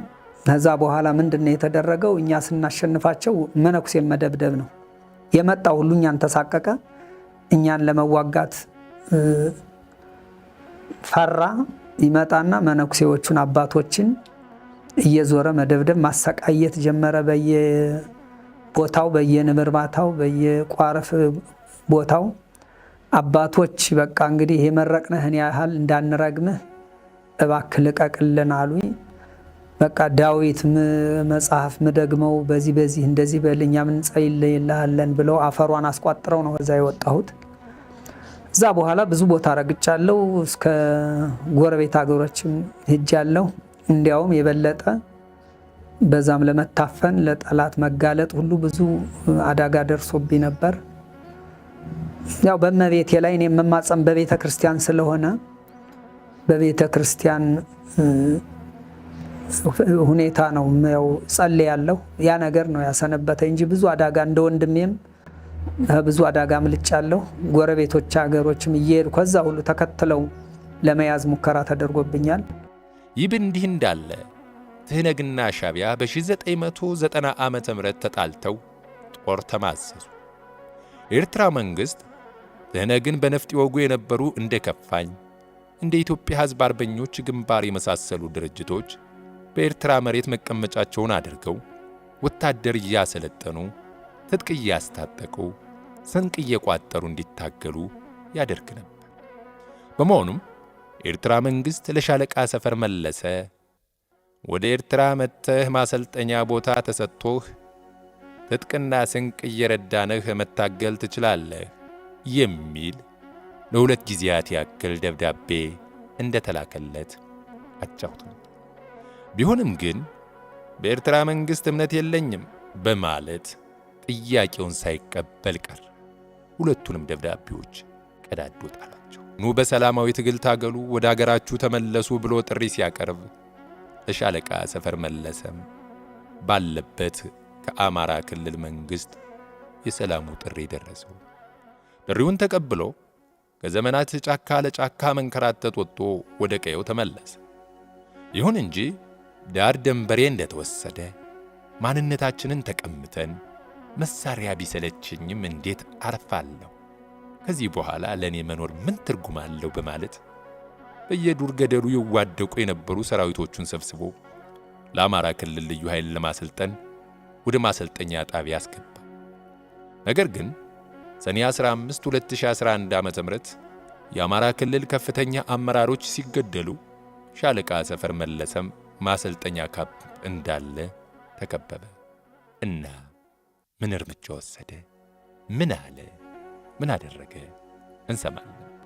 መከላከያ ጋር መዋጋት ምናልባት አማራ ክልል ሆኜ የአማራን ህልውና የአማራን ህዝብ አድናለሁ ብዬ በምታገልበት ሰዓት የአማራን ሚኒሻ የአማራን ፖሊስ የአማራን ህዝብ በዚሁ ጨፍጭፌ ብሞት ያምርብያል ብዬ ስላላሰብኩ እናንተ ጋር አልታኮስም፣ ልዩ ኃይል ከሆነ ይምጣ፣ ምንም ችግር የለውም፣ ልዩ ኃይል ነው ማሰለጥነው፣ ለልዩ ኃይል ነው ማሰማራው፣ ለሌላ አይደለም። ያ ልዩ ኃይል ደግሞ አገሩን ጠባቂ ለአማራው ቀድሞ የሚገኝና ለአማራው ሟች ነው ብዬ ስለማስብ ልዩ ኃይል ነበር ማሰለጥነው። ልዩ ኃይል ከመጣ ልዩ ኃይል እያሰለጠንኩ ልዩ ኃይል ጋር አልጋደልም፣ ችግር የለብኝም። ግን እጄን አልሰጥም። እጄን ቀጥታ ልዩ ኃይል ካለበት ሄጄ ካልገባሁ ለልዩ ኃይል እጄን ካልሰጠሁ ገብቼ መንገድ ላይ ለማንም አልሰጥም እጄን አልኳቸው። ካልሰጠህ ደሞኛ ምንም ማድረግ አንችልም፣ በቃ ተኩስ እንከፍታለን አሉ። እናንተ ጋር አልታኮስም፣ መከላከያ ጥሩ አልኳቸው። መከላከያ በስልክ ጠሩ። መጣ መከላከያ ዙሪያውን ያዘ። እኔም መከላከያ መጣ አፈነ ሲባል ደስ ነው ያለኝ። በቃ በደስታ ነው የተቀበልኩት። እነዛ ጋር እንዳልዋጋ በጣም ስጋት ነበረኝ። እዛ ያው ልዩ ኃይል ይህን ነገር በመስማቱ ደግሞ ልዩ ኃይሎች ተረባርበው መከላከያ ጦርነት እንዳይከፍት እኔም እንዳልቸኩል ሩጠው ደርሰው በቃ እኛን ግደል፣ ደም ከጠማ እኛ አለን፣ መሳሪያቸውን ወርውረው ገቡ። መቶ አለቃ ሰውነት ይባላሉ። እናቃለን ዜናህን፣ ያንተን ደም እንዲፈስ ያንተን ሞት እንድናይ አንፈልግም። እኛ ሳንሞትም ማንም የሚነካህ ነገር የለም። እስከ መሳሪያ ይዤህ ባህር ዳር ገባለሁ፣ ወደኛ ካምፕ ይዤህ ገባለሁ፣ ምንም ችግር የለም። እስከ መሳሪያ እስከ ልጆችህ ውጣ መኪና ላይ። መከላከያን ሂዶ አስወገደ። መከላከያ መንገድ ላይ ይመታሃል አሉት። በምንም ተአምር አይነካኝም በሚል እምነት መስቀል መጥቶ መሀላችን ላይም ያው በመስቀል አተማመኑን። በዛ ባህር ዳር ገባሁ። ባህር ዳር ገብቼ ራሴ የሰጠዋቸው መሳሪያውን ህግ ነው፣ ህግ አክባሪ ነኝ። እንደ ህጉ ህግ ይመልስልኝ እንጂ እኔ ምንም ከአቅም ህግ በላይ አይደለሁም። መንግስት አጣርቶ የእውነት መንግስት ከሆነ ይለቀያል። የድሮ ወያኔ ከሆነች ደግሞ የፈለገውን እርምጃ ትውሰድ። ግን ያ ልዩ ኃይል አገር ያስከብራል ብዬ ስለማምነው ምንም እንደማያስነካ ያውቃለሁ። ገባሁ። እዛም በበለጠ የባህር ዳር ህዝብ ወጣት መጥቶ ጭራሽ በቃ እኛ ከምንጠብቀው በላይ ትልቅ አክብሮትና ትልቅ ክብር ነው የሰጠን። ምግብን በእነሱ ነው በአብዛኛው ስንመገብ የሰነበት ነው። ሴቱም ወንዱም አባቶችም እናቶችም ሳይቀሩ እንግዲህ ከኔ ጋር ነው እስከሚለቁኝ ከኔ ጋር ነው የከረሙት። ለውጡ መጣ ከተባለ በኋላ ለውጡን እንዴት ትገመግመዋለህ ብለን ለጠየቅነው ጥያቄ የሚከተለውን ምላሽ ሰጡን። ለውጡ በአሁኑ ሰዓት እንደኔ አስጊ ላይ ነው ያለነ ነው የምለው። ምክንያቱም የሰው ልጅ እየታረደ ከነበረው በባሰና በበለጠ ህግ አይከበርም፣ ህግ የለም። ሁሉም በቃ እንደመሰለውና በአማራ ላይ በተለይ የሚሰራ ያለ ስራ ለአማራ የተመከረበት፣ አማራ የተፈረደበት፣ አማራ ለጥፋትና ለሞት የተወሰነበት ነው የሚመስል። ምክንያቱም በኢትዮጵያዊ ነን ብለው እስካሁን የተወለዱበት ያደጉበት ሀገር በኦሮሚያ ክልል ብትሄድ፣ በቤኒሻንጉል በየትኛው አቅጣጫ ብትሄድ አማራ ላይ የሚደርሰው ግፍና በደል በጣም አሳዛኝ ነው። አልፎም ከአማራው ህዝብም አልፎ በቤተ ክርስቲያናችን ለዛ ገዳም ለዛ ቤተ ክርስቲያን ለሃይማኖታችን ብዙ ታግለን የመጣን ሰዎች በተለይ በአሁኑ ሰዓት ቤተ ክርስቲያን ሲቃጠል አባቶች ከቤተ ክርስቲያን በር ላይ ሙተው ሲታዩ፣ ጽልላቶች ሲቃጠሉ፣ መጽሐፍቶች ሲቃጠሉ ስናይ እኔ አባቶች ሲያለቅሱ እምባውተው በማይበት ሰዓት የኔ መሰንበት እንደገና ያላስፈላጊ ሆኖ ነው የታየኝ። ሻለቃ ዘፈር መለሰ የአማራነትን ከፍታ፣ የአማራነትን የስነ ልቦና ልህቀት፣ አማራ ህግ ብሎ ያስቀመጣቸው ነገሮች ናቸው ያላቸውን እንዲህ ነው ያላቸው። በጉልበት ነው አገሬ የሄደ ቢቻል ህግን ተጠቅመን አማራ ህግ አክባሪ ነው፣ አማራ በህግ እጠቀማለሁ ባይ ነው፣ የህግ ተስፋ አይቆርጥም፣ በህግ እንመልሳለን ብለን እየታገልን ነው። ህጉም ደግሞ የማይረዳን ከሆነ በጉልበት የሄደውን አገር በጉልበት እናመጣለን የሚል አገራችን እናስከብራለን በምንልበት ሰዓት ቤተ ክርስቲያናችን እየተቃጠለ አባቶቻችን እያለቀሱና እየሞቱ በማይበት ሰዓት ምንድን ነው የኔ መቆየት የኔ ቁሞ መሄድ ምንድን ነው ወደሚለው ነው የተሰማኝ። መጥቼም እኔ ለራሴ ይህን ስጡኝ ቦታ ይሰጠኝ እንደምናያቸው የወያኔ ቅሬታ ያለቀቃቸው አሁንም ስልጣን ፈላጊዎች፣ ገንዘብ ሰብሳቢዎች በሙስናውም እየተባባሰ ነው የምናየው። ያን ነገር እኔ ጥያቄ አልጠየቅኩም። ተፈናቅያለሁ፣ ቤቴን ንብረቴን አጥቻለሁ፣ እስካሁንም ተጎድቼ የቆየው ሰው ነኝና ይሄ ይደረግልኝ አላልኩም። አገሬ ትመለስልኝ፣ አገሬ ትከበር፣ መለያየት፣ መገነጣጠል፣ አሁን ጎጠኛ መሆን በወያኔ ይብቃ። በአማራው ክልል ነው መከራዬን አይቼ የመጣሁት። መጥቼም በአማራው ነው ትግሌን የጀመርኩት። የተነጠቅነው አገርም በአማራ ነው፣ የሄደብንም የአማራ ቦታ ነው የሄደው በጉልበት። ያን አስመልሳለሁ የሚል ትግል ነበረ እንጂ ለራሴ ጥቅም አልጠየቅኩም። እኔም ደግሞ አሰልጥኜ ወደ አገር ለማስመለስና ደንበሬን ለማስከበር ነው የታገልኩ እንጂ ከመጣሁ ይዤ ሌላ ጥያቄ አላቀረብኩም። ተጎድቷል ወይም ደግሞ እዚህ ደረጃ ደርሷል ይህን ያህል ለአገሩ ታግሏል ብለው ይሄ ይደረግልህም ያለ የመንግስት አካል የለም። አማራ የራሱ ሕግ አለው። በራሱ ሕግ መሄድ ይችላል። ነውር የምንለው አጸያፊ የምንለው አለ። መጨካከል ለአማራ አይፈቀድለትም ይላል ሻለቃ። አማራ የራሱ ሕግ አለው። ምክንያቱም በራሱ ሕግ መሄድ ይችላል። ነውር ምንለው አለ፣ አጸያፊ ነገር ምንለው አለ። በቃ መጨካከን ለአማራ አይፈቀድለትም። ያለ አግባብ ጭካኔ ጠላት ሲመጣ አባቶቻችንም ያው ተዋግተው ድል አድርገዋል።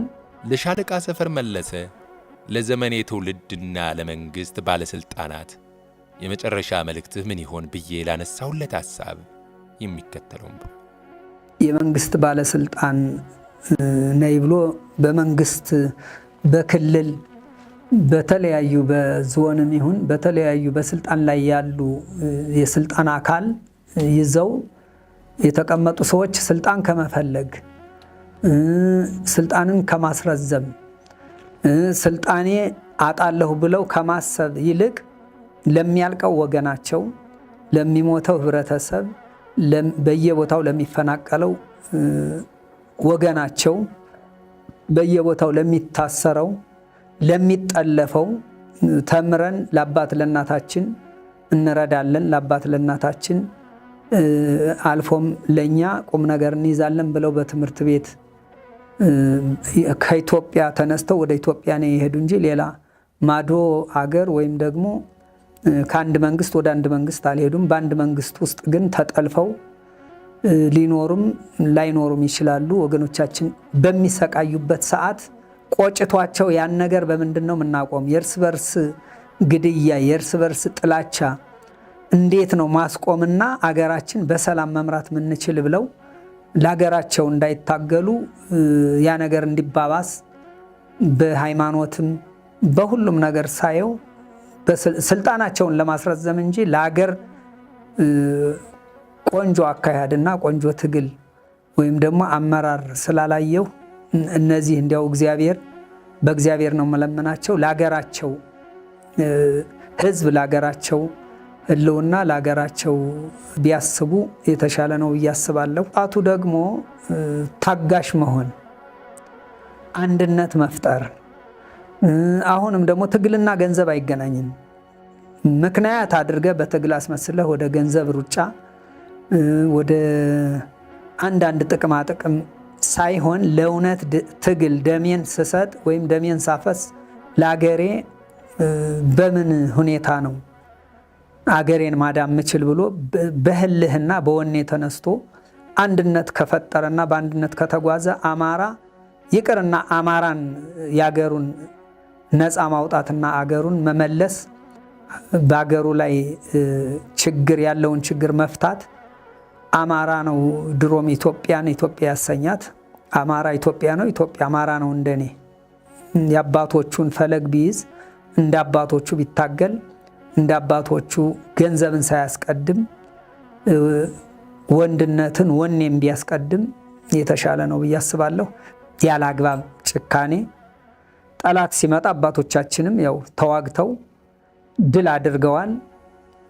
ድል አድርገው ያመጡትን አገር አሁን በርስ በርስ ጥላቻና በርስ በርስ ሽኩቻ ፋኖ የሚባል ሰራዊት አለ፣ ጎበዝ ነው፣ ይህን ለውጥ አምጥቷል። ፋኖ ብቻም ሳይሆን ልዩ ኃይሉም ወጣቱን አላስነካም አገሬ ነው ብሎ በወኔ አገሩ ወጣቱ ሳይሞት ተፋልሞ ወጣቱ ከሞት አውጥቶ ይህን ለውጥ አምጥቷል። ያን ለውጥ ያመጣው ሁሉም ህብረተሰብ ስለሆነ ያ ህብረተሰብ ደግሞ ፋኖ ተብሎ ነው የተጠራው። አሁን የፋኖ ስም አጸያፊ ወይም እንደ ሌላ ነገር መስሎ የሚታየው ሰው ካለ የአባቱን ታሪክ መጥላት ወይም የአባቱን ታሪክ መግደል ነው መስሎ የሚታየኝ። ለፋኖ ሰራዊትም ማሳሰቢያ የምሰጠው ለአገር የእውነት ትግል መታገል፣ ደሙን ሊያፈስ አገሩን ሊያድን ተነስቷል። መለያየት መነቃቀፍ ሳይሆን ኃይሉን እያጠናከረ አንድነቱንና እንዴት ነው? ለምንድን ነው መሞት? ለገንዘብ ነው ወይስ ለትግል፣ ለእውነት ትግል ለሀገሬ ነው የሚለውን በደንብ እየተማማረ የእውነት ትግል አድርጎ እንዲሄድ ነው የምፈልገው። ወጣቱም ትዕግስተኛ ሆኖ ለውጥ አምጥቷል። ወጣቱ አሁንም ወጣቱ ነው ለወደፊቱም ይህን ለውጥ ማስኬድ የሚችለው። ያ ወጣት ደግሞ እንዳልኩት ትዕግስት በተሞላበት አንድነት ባለበት አንድነት ሁነህ የአንድነት ትግል ነው ትግልን ትግል የሚያደርገውና አንድነት በአንድነት መሆን በአንድነት መራመድ አለበት ብዬ ነው የማስበው። ወጣቱ ቢሰለጥን ሰልጥኖ ወደ ትግል ቢገባ አገሩን ቀጠናውን ቢያስከብር ቆንጆ ትምህርትና ስልጠና ቢሰጠው ማንኛውም የአማራ ወጣት ትግሉን እኛ ታግለነው እንደመጣን ይታገላል ብዬ አምንበታለሁ። እንደ ጣና ከሰፋው እንደ አባይ ጅረት ከረዘመው እንደ ራስ ደጀን ተራራ ከገዘፈው የሻለቃ ዘፈር መለሰ የትግል ታሪክ ቀንጭበንና ጨልፈን ወደ እናንተ ለማድረስ ሞክረናል።